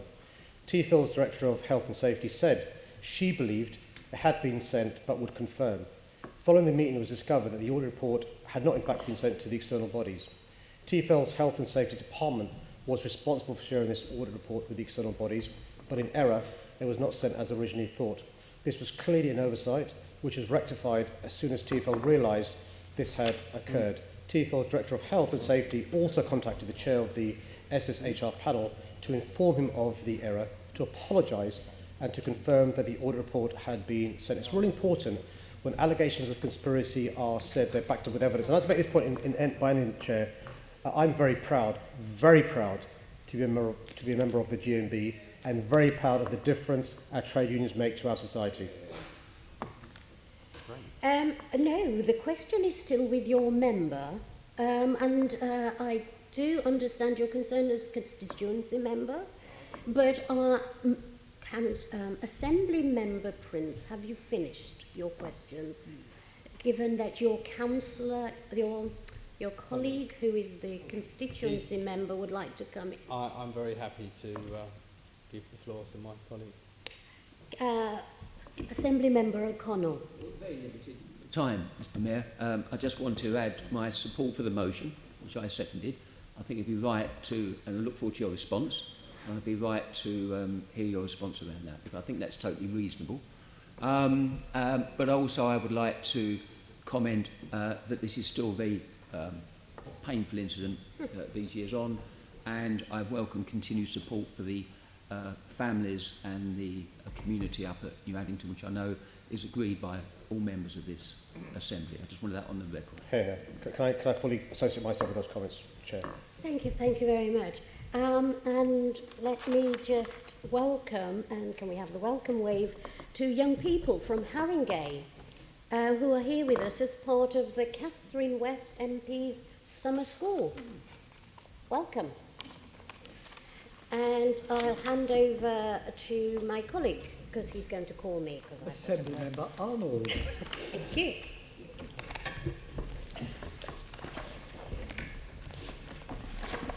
The question relates to support for young people during the summer holidays. Thank you, Mr Chair. The summer holidays are a time when children and young people are especially vulnerable, and there's a huge amount of pressure on families. Government cuts have made providing local services almost impossible. That's why this summer, as well as all the other projects we're supporting to help keep young Londoners away from crime, my Young Londoners Fund will be helping to deliver free activities to over 8,300 young people. To give you some examples, Skyway Charity will be providing free multi-sport sessions for over 400 children in Hackney. Reaching Higher will be offering 200 young people in Croydon the chance to get involved in drama, the creative arts, and importantly provide hot meals every day. My Summer Sports Activity Fund has invested in 43 projects that will offer a huge range of sporting activities to 3,400 young people, all in areas that have high rates of serious youth violence. My Made in London partnership with Apple, the first of its kind, will also offer free coding, producing and filmmaking workshops for 4,000 teenagers over the summer, and my Stepping Stones programme will be providing summer schools for over 400 children to help them prepare for the move from primary to secondary school. These opportunities and hundreds more will be listed on my Our London map and promoted throughout my summer activity communications campaign. Several other City Hall programmes will also be reaching out to young people over the summer. This includes our specialist London Gang Exit programme and our Culture Seeds programme, which is funding 15 different community-led creative activities across London for young Londoners. The London Borough of Culture in Waltham Forest will also offer free events, including carnival workshops for young people and their families across Chingford, Leighton and Leytonstone. And on the 4th of August, thousands of young people will attend the Waltham Forest Mela. As Mayor, I'm doing all I can to invest in these kinds of services and activities for young Londoners. This is providing new opportunities to young Londoners who are at risk of getting involved in gangs and violent crime. But to be honest, I can't undo the damage of years of government austerity alone. We urgently need the government help.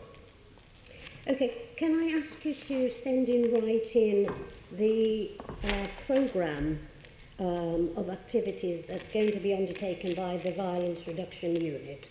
Because that will be, and we can share that with all members so that they can disseminate it.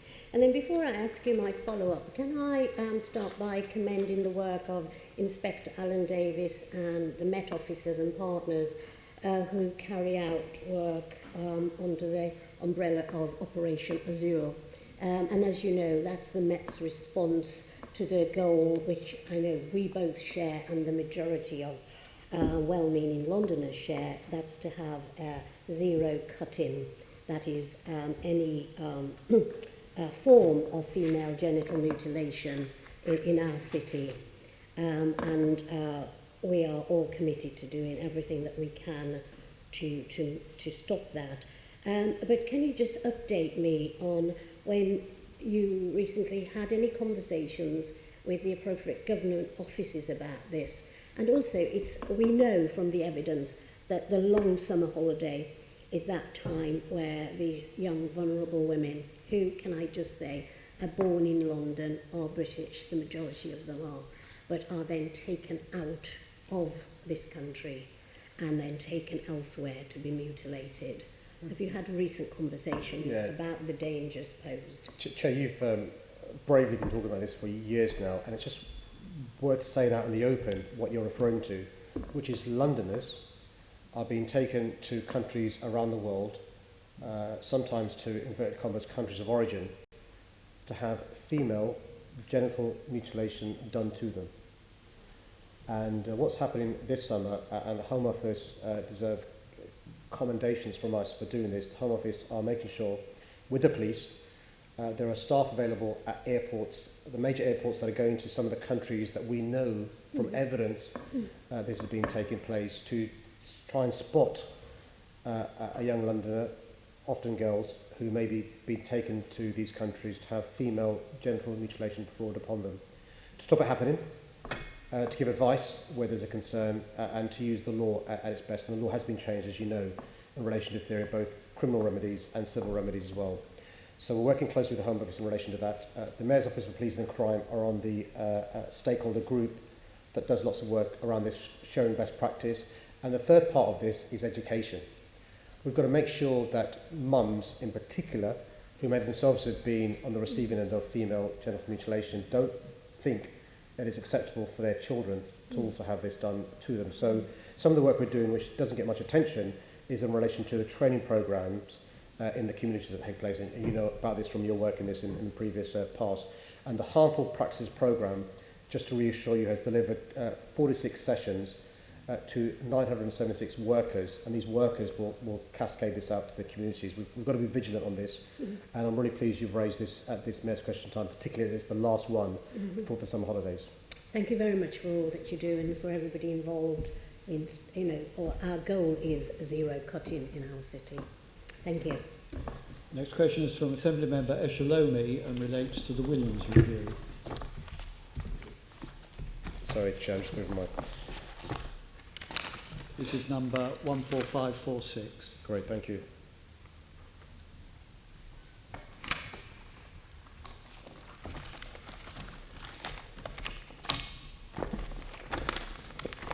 Thank you, Chair. Apologies. The current rail system is broken beyond repair, with large dysfunctional franchises not fit for purpose.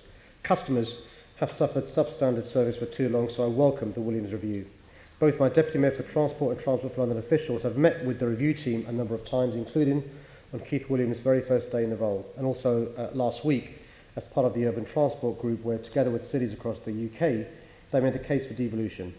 They've presented my view that devolving services and infrastructure would give Londoners and commuters the high standards of services seen on the London Overground and TfL rail. The benefits of devolution are clear, and TfL submitted a response to the review making the case for it. When services have transferred to London Overground or TfL rail, the evidence speaks for itself. The frequency of trains increases, every station is staffed, delays decrease, and accessibility improves. The ability to run an integrated network controlled and operated at a local level has been the backbone of London's success as a leading global city. For local services in and around London, devolution would mean TfL rather than DfT being the contracting authority, and TfL rather than Network Rail taking on infrastructure management on these routes. TfL has separately put forward a compelling case for a London suburban metro in its strategic case for metroisation. This would relieve congestion and improve frequencies and journeys for Londoners. Both TfL's response to the review and the strategic case for metroisation have been published on TfL's website. Separately, the DfT has begun reviewing the Thameslink, Southern and Great Northern franchise. TfL is working closely with them on this, and I understand that the initial discussion has been productive. TfL looks forward to continue to work with the DfT and the Williams Review to improve the rail network. Thank you, Mr. Mayor. Just in addition to that, what additional feedback have you had from Keith Williams or the DfT in respect to the 5 recommendations that TfL made to the Williams Review back in March? Yeah, it's probably unwise for me to give a running commentary, but the meetings, according to the briefings I can tell you about, are productive and positive. We know that earlier this week, Mr. Williams called for somebody independent from government to be in charge of day-to-day operations. We'll review what else he said in his speech. And in line with our submission, Mr. Williams has publicly stated a number of times that passengers must be at the heart of the railway service, and a one-size-fits-all model doesn't work. So, look, without going into details, I mean, we are optimistic that there'll be some progress made, because frankly the status quo is not working. And that is really important. I attended a Southwark Assembly meeting yesterday, and a number of issues raised by both councillors and a number of community groups there was around the fact that the overcrowd and congestion on a number of routes through Southwark is quite worrying, and they want passengers put back at the heart of that. Do you feel that if we do have Prime Minister Boris Johnson elected next week, will he advocate for rail devolution down to London? A number of those key routes, including the GTR route, which is up for renegotiation, or actually to scrap that franchise in September 2021. Time is ticking on that. Yeah, I'm sure he will. Listen, Boris Johnson, when he was the mayor, was a passionate advocate for devolution. He was the mayor who the government agreed with to devolve these train operating companies down to London. So it beggars belief that he changed his mind now that he's become Prime Minister and performed a U-turn. So I'm optimistic and excited that if Boris Johnson becomes Prime Minister, we'll make rapid progress in the devolution of rail services to TfL in London. Right, and I think maybe it would be helpful, Mr. Mayor, maybe if Boris Johnson is elected Prime Minister, we could write with a strong letter just reminding him of his previous commitments and just outlining especially the fact that all the additional contracts, staff rates have to be discussed with TfL if that route is going to be devolved down. Yeah, and just to reassure you, when Boris Johnson was mayor, he agreed with the government on this deal. It was only when the Secretary of State changed from Patrick McLaughlin to Chris Grayling and the government formed a U-turn. So I'm really optimistic about the chances of this happening sooner rather than later, with Boris Johnson, the former mayor, as the Prime Minister. Thank you. Assembly Member McCartney. Yes, Mr. Mayor, and I've raised many times now the issue of devolution of the Great Northern Line out of Moorgate, which passes through my constituency of Haringey and Enfield, and it was Chris Gibb in his report in June 2017 that suggested that line should be transferred to TfL because it would reduce risk. The government said a further assessment was needed. In May last year, Chris Grayling stated that we will separate it. That's the Thames Link and Great Northern franchise. But we've not yet reached a decision on how to operate it. But he was starting talks, and we're here a year later. So my concern is this yet again is kicking the can down the road. And my recent letter in response from the Department of Transport was that it's now been put off to the findings of the rail review. Do you believe it's kicking the can down the road, or do you think there's a real change in attitude this time? So I don't think I'm being indiscreet in saying we've been frustrated by the slow pace of the Gibbs Review recommendation in relation to the transfer of the Great Northern Commuter Services to Moorgate coming over to us. We raised this with the DfT the last time I met with them, and it's been raised by the TfL Commissioner. There's been some progress. It is a complex process, but there's been some progress, and we need to accelerate the progress. And the concern is that all this is being kicked down the road, which means further delay, which affects jobs, affects growth, affects homes being built. It's really important we get this resolved. Yep, and that franchise is up for renewal in September 21. And last time I asked the question of yourself, you advised me it takes approximately 2 years to work up a bid for this franchise, and we're already outside that 2-year time period. So it's good to see that the DfT are now sharing information with TfL, but does the shortened time period give you cause for concern? It does. That was what led to the quite small aggressive representations from us to get this going, because obviously it takes time to get this resolved. What we don't want to do is lose another window, because once something's been tendered and gone out to franchise, it's a long contract. It's very expensive to buy it back. And so we want to resolve this before then, and so we're going to continue to try and make progress with the DFT. I suspect, though, across government, because there's going to be a new Prime Minister and a new ministerial team, there's been some slowdown from the civil service. What I'd hope is, once there's a new Prime Minister, during the first 100 days, we see a rapid acceleration of some of these things that have been held in abeyance, so we can have some progress in this and a whole host of other areas as well. Thank you, because, can I say, my frustrated constituents, including myself, in that are sick of the cancellations and delays that we have on that line, and we think TfL could do a much better job. So do I. Thank you. Thank you very much. Wonder if we can welcome, please, representatives from the Havering Association for People with Disabilities. Good to see you. Hi. The next question is from Assembly Member Sahota and relates to support for nighttime health workers. Thank you, Chair. 1.6 million people, a third of London's workforce, work at night. 191,000 of these work in the health sector, whether it's frontline paramedics, GPs running evening surgeries, or the dedicated staff who run hospitals around the clock. They're essential to the well-being of our city, and I pay tribute to them as they go above and beyond the call of duty. The London Nighttime Commission recognised the importance of supporting all nighttime workers. As they recommended, I'm setting up a late night transport working group to ensure the transport needs of night workers are met. London does have a comprehensive night bus service with 135 routes carrying 35 million passengers each year, and we estimate that half of them are workers. The night tube has enabled millions of new weekend journeys at night and contributed to our economy. Off-peak fares make transport more affordable for those working at night, but there's more that we can do. I regularly meet NHS workers, and last month my night czar visited the A&E department at Lewisham Hospital during one of her regular night surgeries, and a new late night transport working group will look into some of the challenges that are raised with her. We're going to publish guidance to help boroughs create nighttime strategies supporting my New London plan, and we're researching the benefits of later opening hours and commissioning a nighttime enterprise zone pilot to see how we can boost London's high streets. Employers, particularly in the health sector, must take the lead in ensuring the well-being of workers, including those who work at night. And my Women's Night Safety Charter is helping to ensure London is a city where women feel confident travelling and working at night, and over 100 organisations have signed up to this. Finally, my Good Work Standard and London Healthy Workplace Award are helping organisations provide safe, fair workplaces. They call on employers to ensure night workers have the same support and welfare services as daytime workers. Thank you, Mr. Mayor, for that. As you said, there are 1.6 million nighttime workers, of which 100,000 are from the health and social care sector, and they're the second largest group. But despite this, they aren't represented up on the Nighttime Commission.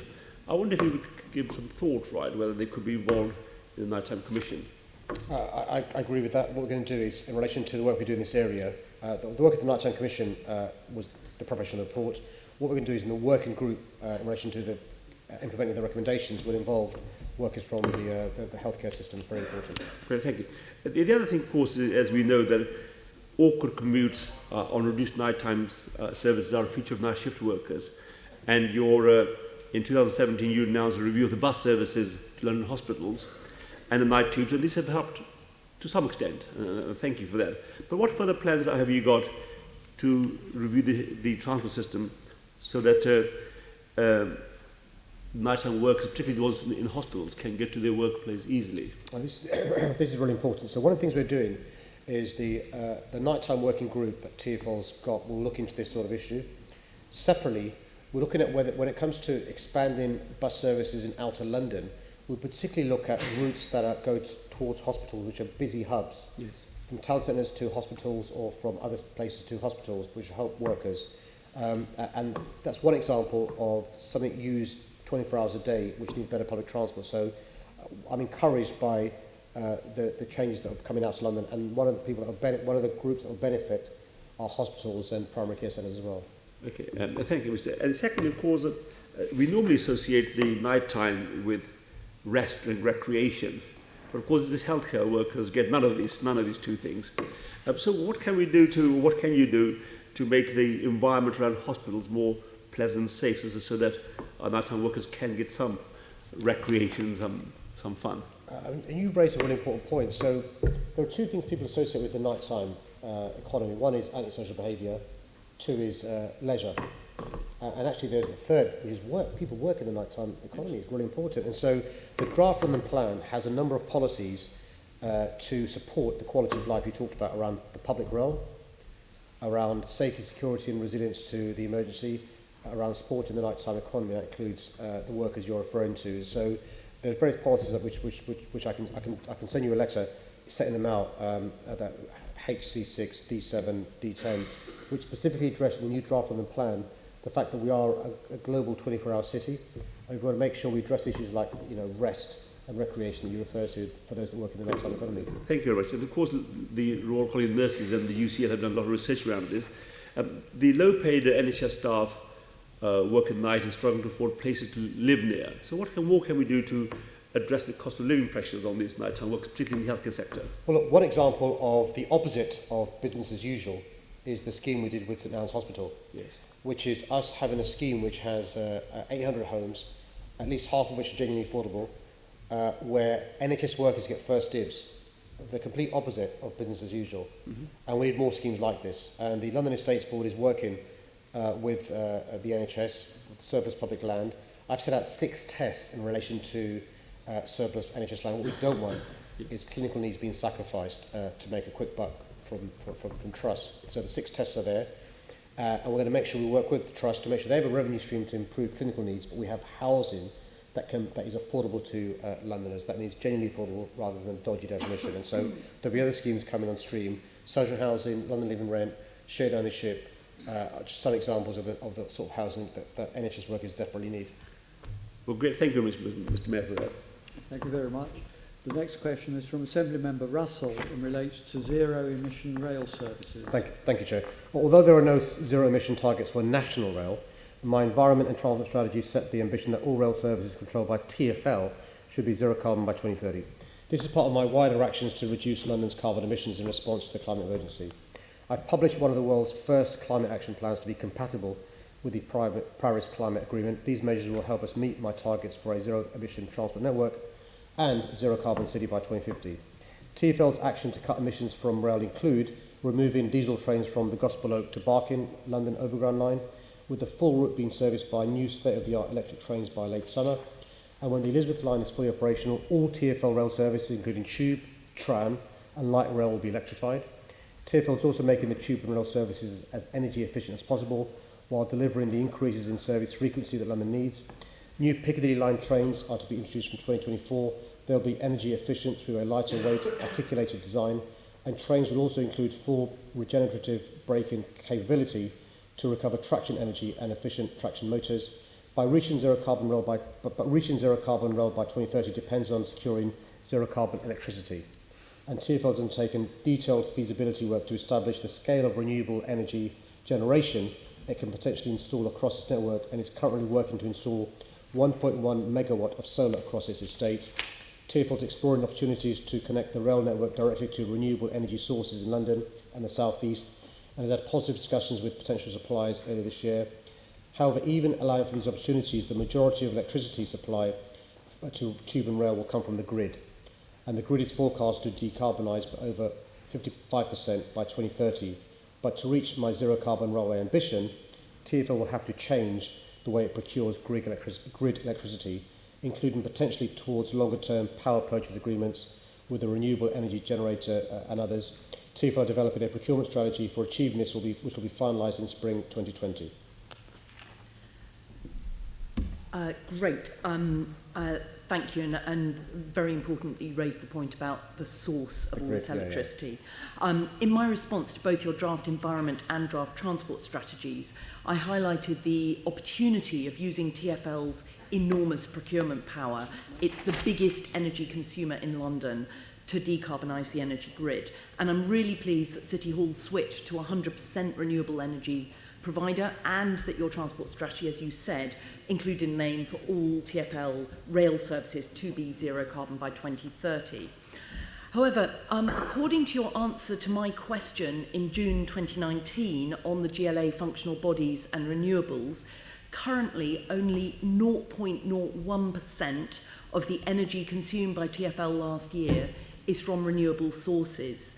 So, this is a massive gap. Do you agree that this is a failure that needs to be put right, and urgently, particularly as you've got so much influence over these TfL contracts? Can I say, Chair, this is one question mark. I don't think I disagree with anything that's been asked in the question except the use of the word failure. Can I say this is a good example for those watching of us putting aside parts of political differences and working together, and you've been really helpful in this area. I think you're right, we've got to do much better. Can I just explain what we do now? What we do now is we use the standard grid mix of renewable, nuclear and fossil fuel derived energy. But you're right, we are the biggest consumer in London.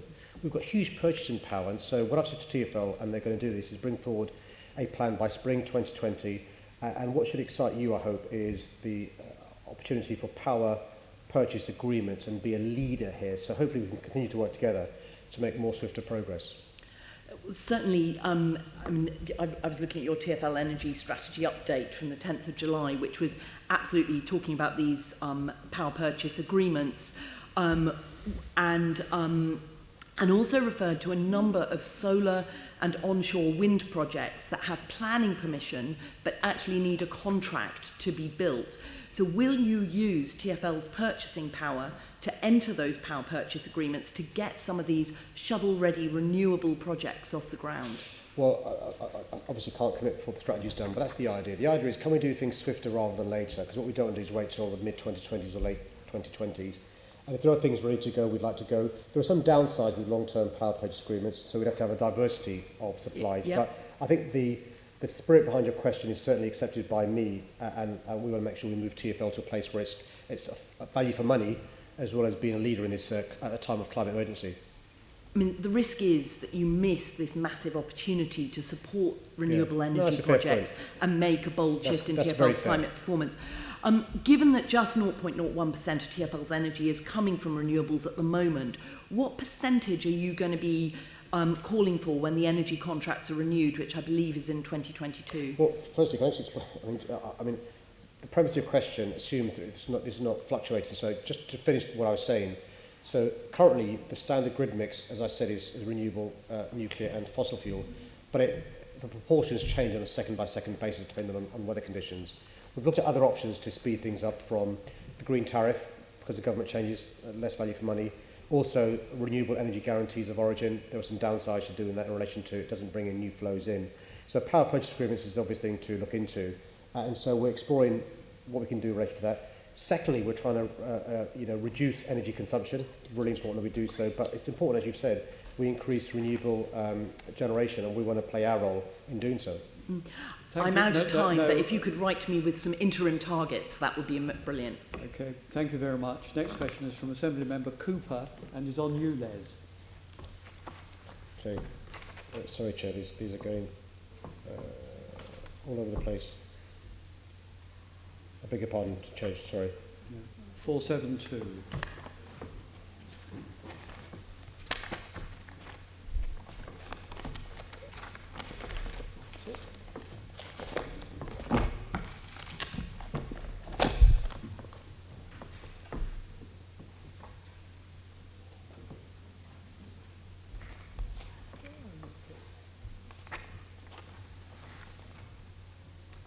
I found it, Chair. Sorry, it's my fault. Yeah, no problem.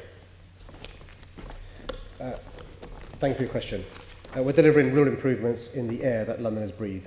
We know that the health impacts of air pollution are unacceptable. Thousands of premature deaths, stunted lungs in our children, and increased risk of stroke and dementia in the old. These impacts fall unequally, with those living in deprived areas exposed to around a quarter more pollution. I refuse to be the mayor that ignores the crisis, from introducing an alert service to warn Londoners about pollution episodes, to auditing the most polluted primary schools, to delivering low-emission bus zones. Assemblymember Cooper will be particularly keen to know that in the Putney High Street low-emission bus zone, for example, hourly exceedances of nitrogen dioxide have been reduced by up to 99% and annual concentrations by nearly 50%. The world's first ultra-low-emission zone was introduced in April in central London in the face of opposition from all the Conservatives on the Assembly. The ULEZ has resulted in around 3/4 of vehicles meeting the required standards. After the first month, there are around 9,400 fewer older, more polluting, non-compliant vehicles seen in the zone on an average day.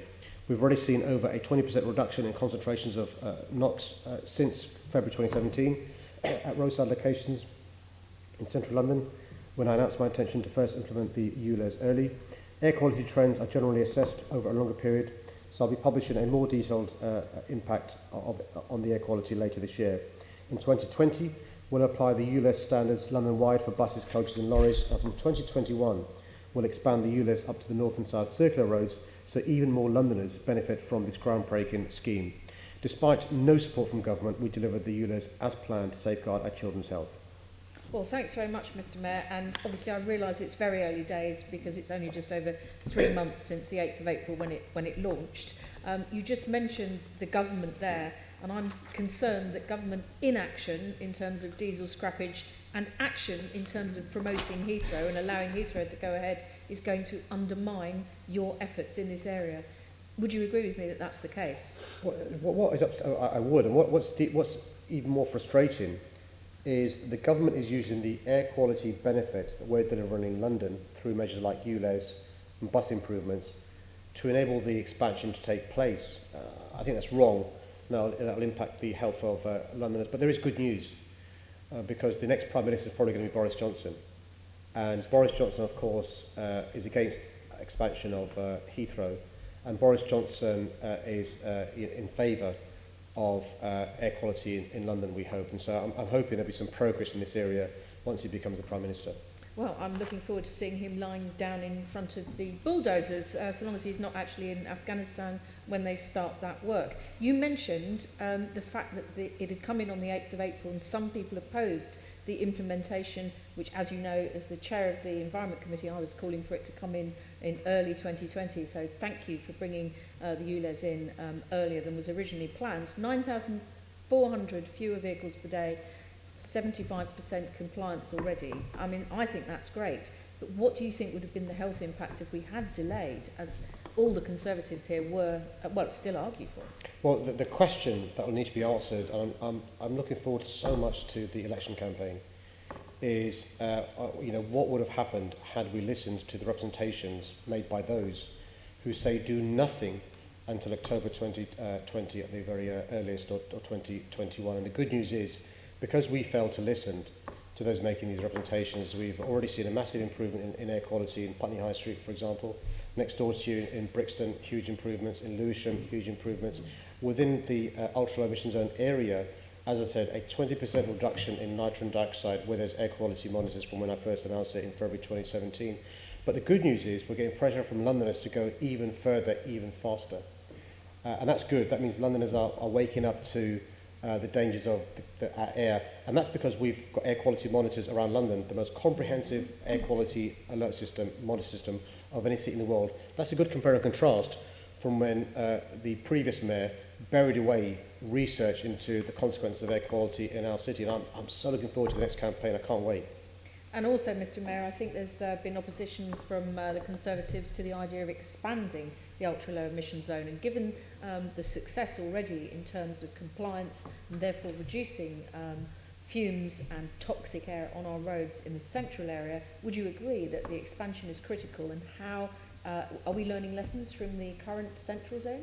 Well, the lesson we've learned from the ultra-low emission zone, the first phase that I've introduced, is just within 2 months, a 20% improvement in relation to nitrogen dioxide. Just the first 2 months. The question that needs to be answered is, if central London are benefiting from the policies of the mayor, why not the rest of London?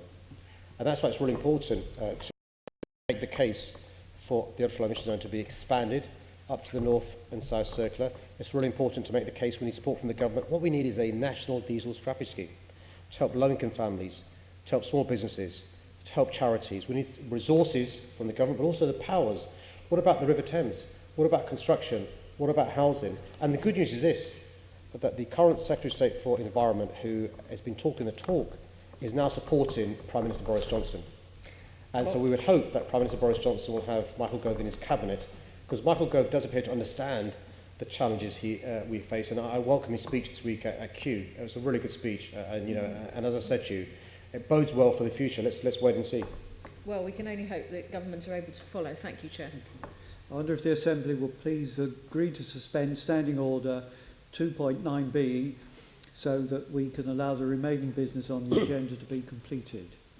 Thank you very much. The next question is from Assembly Member Shah, and it's on sprinklers. Thank you, Chair.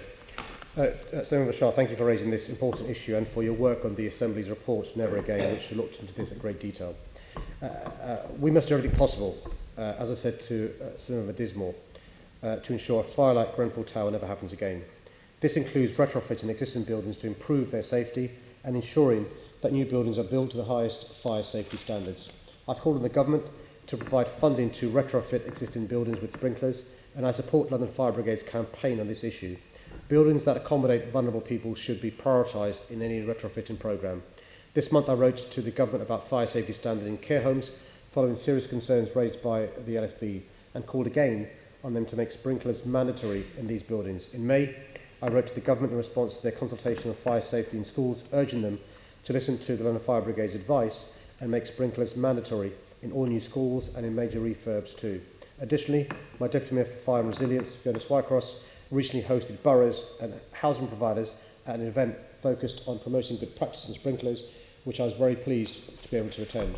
The Deputy Mayor, the Fire Commissioner and London Councils also wrote to the Secretary of State calling for further action on fire safety from government, including on sprinklers. In terms of new buildings, building regulations should be changed to require sprinklers in all purpose-built blocks of flats, schools, homes and buildings where vulnerable people live, such as care homes and sheltered accommodation, as well as buildings of any type over 18 metres. And for the first time, my draft London plan includes a specific policy that requires all development proposals to achieve the highest standards of fire safety and that encourages the use of automatic fire suppression systems such as sprinklers. And I also support the National Labour Party's proposal for a new decent home standard, which would include the retrofitting of sprinklers to existing blocks.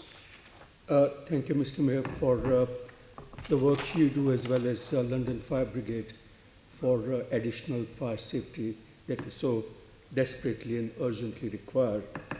Obviously, the government's failure to accept the no-brainer of retrofitting sprinklers in high-rise buildings is putting lives at risk of both residents as well as firefighters. Given this reckless lack of action from the government, I wish to raise two questions to you. Will you put in place a strategy to identify possible sources of funding to retrofit sprinklers in high-rise buildings, residential buildings in London? In relation to funding we have in City Hall, the funding we receive on housing is ring-fenced for housing. We can't breach the conditions that we've been given the funding from MHCLG. What I have done is use the reserves we had and also raise council tax to support the LFB in relation to the additional equipment they need, learning the lessons from Grenfell Tower, and that was roughly speaking £6 million in year one, and there'll be £6 million going on. Some of this new equipment we've now received. We simply don't have the funding from City Hall. No, I appreciate the funding constraints here. It's a question of seeking other partners across, from the industry, etc. See how from City Hall, from your sort of offices, we can prioritize this so that something is done rather than waiting forever. I'm really happy to arrange for the Deputy Mayor to meet with you to discuss potential funding options. I'm more than happy to look at potential funding options. The obvious one is the government, yeah. But if there are other options, of course, we'll look into that. Yeah. Second question is that, as you mentioned, a report for sprinklers to address immediate problems of high-risk buildings recommended setting up of this London Sprinkler Retrofitting Fund. That was £5 million over a 5-year period. I fully appreciate the funding constraints that we have. So during the draft budget discussions, I came up with initiative saying to kickstart in London retrofitting of sprinklers, can you not allocate something like, let's say, £1 million worth of funding for that retrofitting purposes, which would have got 1,000 to about 570 dwelling units, which would be safer than what they currently are. So the question is, can I urge you once again to prioritize funding for sprinklers to kickstart this very important initiative and show London means business when it comes to fire safety of our residents? Well, the good news is there's already been a kickstart in London because some councils have used their own funding to install sprinklers in buildings in which they're the landlords. So there's already been that kickstart in relation, if you're suggesting starting work in London leads to a kickstart, so some councils have done that.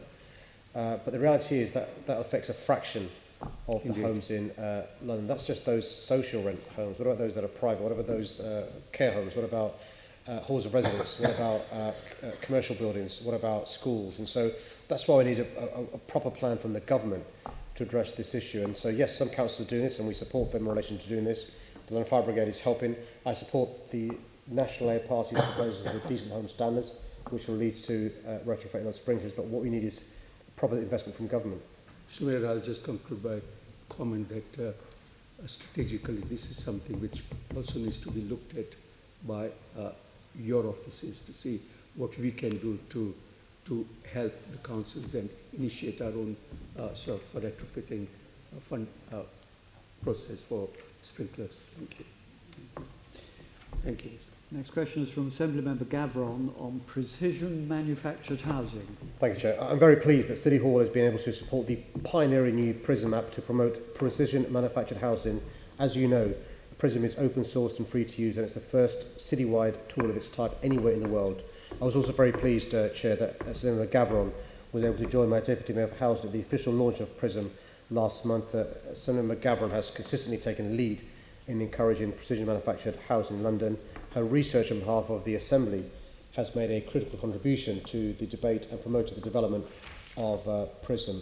Precision manufacturing describes a system of home building that relies on individual components being manufactured in a factory, transported to location, and then completed and assembled on a site. This contrasts with a traditional construction which involves the structure and components of a home being developed on site, typically using bricks, and developers or architects can use PRISM to sketch out an initial design, and then this information is used by manufacturers to help them design a suitable approach. We know that the construction workforce is ageing, which means it could reduce by up to 25% within a decade, so this is a real opportunity in this area. The response at last month's launch event underlined that this is something industry has been crying out for. I believe we should let the new tool be tried out and become embedded in the sector before making its use a formal requirement for particular sites. However, we'll keep working with home builders on sites where the GLA is an interest, as well as other sites more widely, to encourage the use of PRISM and help give precision manufacturing of housing the further boost it needs. Thank you, Mr. Mayor, and I do want to congratulate you for your leadership in commissioning and then having the app created, the digital design tool. I recently trailed it before it was launched at an international conference of cities from all over the world, and they all wanted to have it, and they can. They can because it's open source and because it's free. But as your office has recognised, and as the report the Assembly did recognise, that there are barriers. Although the industry is poised for a step change in delivery, there are these barriers, and one of the main barriers is the lack of interoperability or standardisation between different modular or factory-built systems. And PRISM, of course, helps overcome this. There's also another barrier, which is that at the moment developers often think about modular homes rather late in the planning development process, when in fact the whole advantage of manufactured homes is compromised in terms of speed, quality and cost. But PRISM allows you to actually design it in, configure your layout of modular homes from the outset. Absolutely. You can even do it before you bought the site, and it takes about a quarter of an hour apparently, and there's no lengthy and costly assessment. So it's very easy for people to see, for developers and contractors and our own people and TfL and so on, to see if it's going to work on a particular site. So I was wondering continuity of demand is also important. PRISM will help with the volume, but only you and the rest of the public sector really, and of course the private sector and your joint venture partnerships, can help with the demand side. And I'm just wondering how you're going to work with your housing associations, your strategic partnerships, in actually to a certain extent, making sure there's use of this. Well, the good news is, again, thank you for what you said in your question as well. So the good news is Deputy Mayor James Murray, Deputy Mayor for Housing, and myself met with a whole host of developers this week. One of the things we discussed, Mr. Farmer was there, who's been responsible for all of this work, to discuss a number of issues, and this came up as well. So some of the projects we're funding is supporting this sort of work. So we've reached deals with Pocket Living, Apex, Airspace and Place, which will support the delivery of new affordable homes built with precision manufacturing methods. So we're supporting the market in relation to doing so. Through our land fund that I set up, we're also in contract with Swan Housing to develop 6 small sites, many of which will be manufactured in Swan's own cross-laminated timber factory in Basildon. So we are doing this to try and support the market. I suspect once some start going up, that'll give confidence to others to do this as well. But we're doing our bit to support precision manufacturing, and it's part of a package of measures we're doing to improve the diversity of the workforce as well, and to encourage others to get involved in construction as well. Thank you for that. Thank you very much. And the final question is from Assembly Member Copley and relates to permitted development. No, substandard housing is not the answer to the housing crisis. I've said it in my draft on the plan and my housing strategy, how we can deliver the high quality housing Londoners need through good growth, not growth at any cost. I believe having minimum housing space standards is a vital element of delivering good growth. Not having enough space, living space, has a negative impact on people's quality of life and on children's social and emotional development. Minimum space requirements and standards are therefore critical to improving Londoners' health and well-being. Member Copley's report, Slums of the Future, Permitted Development Conversions in London, helpfully highlights the consequences of the government's misguided approach to permitted development. Not only have office to residential permitted development rights led to extremely poor quality housing, it's eroded the stock of viable occupied offices in the capital, contrary to the government's stated aim. And because of PD, because it's not subject to planning policy requirements, schemes going through are not required to deliver affordable housing. The report done by Assembly Member Copley stated that of the 15,929 new homes built through PD in London since 2013, shockingly, only 71 were defined as affordable. That's just 0.4%. So I believe the power over these permitted development rights should either devolve to London, or in the absence of that happening, they should be removed altogether. Thank you very much for that answer, Mr. Mayor. I mean, one of the really galling things about this, of course, is that it's absolutely possible for, under the former planning system, for offices to be converted to flats. But there would then be the requirement that affordable housing would have to be delivered, and of course they'd have to meet minimum space standards. And in the report published that you mentioned, the smallest flat that we found was 10 metres square in Croydon. I mean, that's not a home, that's a box to exist in. And one company in Croydon, Carridon, received at least £8 million in housing benefit payments to house hundreds of tenants in flats of that size. I mean, so do you think it's unacceptable, not just that these don't contribute to our affordable housing and infrastructure needs, but also in fact generate huge profits for landlords at the state's expense through housing benefit? No, I don't. I'd rather taxpayers' money be used for bricks and mortar rather than giving profit to private landlords with substandard housing. And what we want to see is a massive transformation in home building in London, and it should be homes that are affordable to Londoners as well. And the government, or the current outgoing government anyway, is proposing actually to expand permitted development rights so that offices and light industrial buildings can actually be demolished and replaced with a building of the same scale without planning permission. I think actually, by the way, we have cross-party agreement that we don't agree with these permitted development conversions.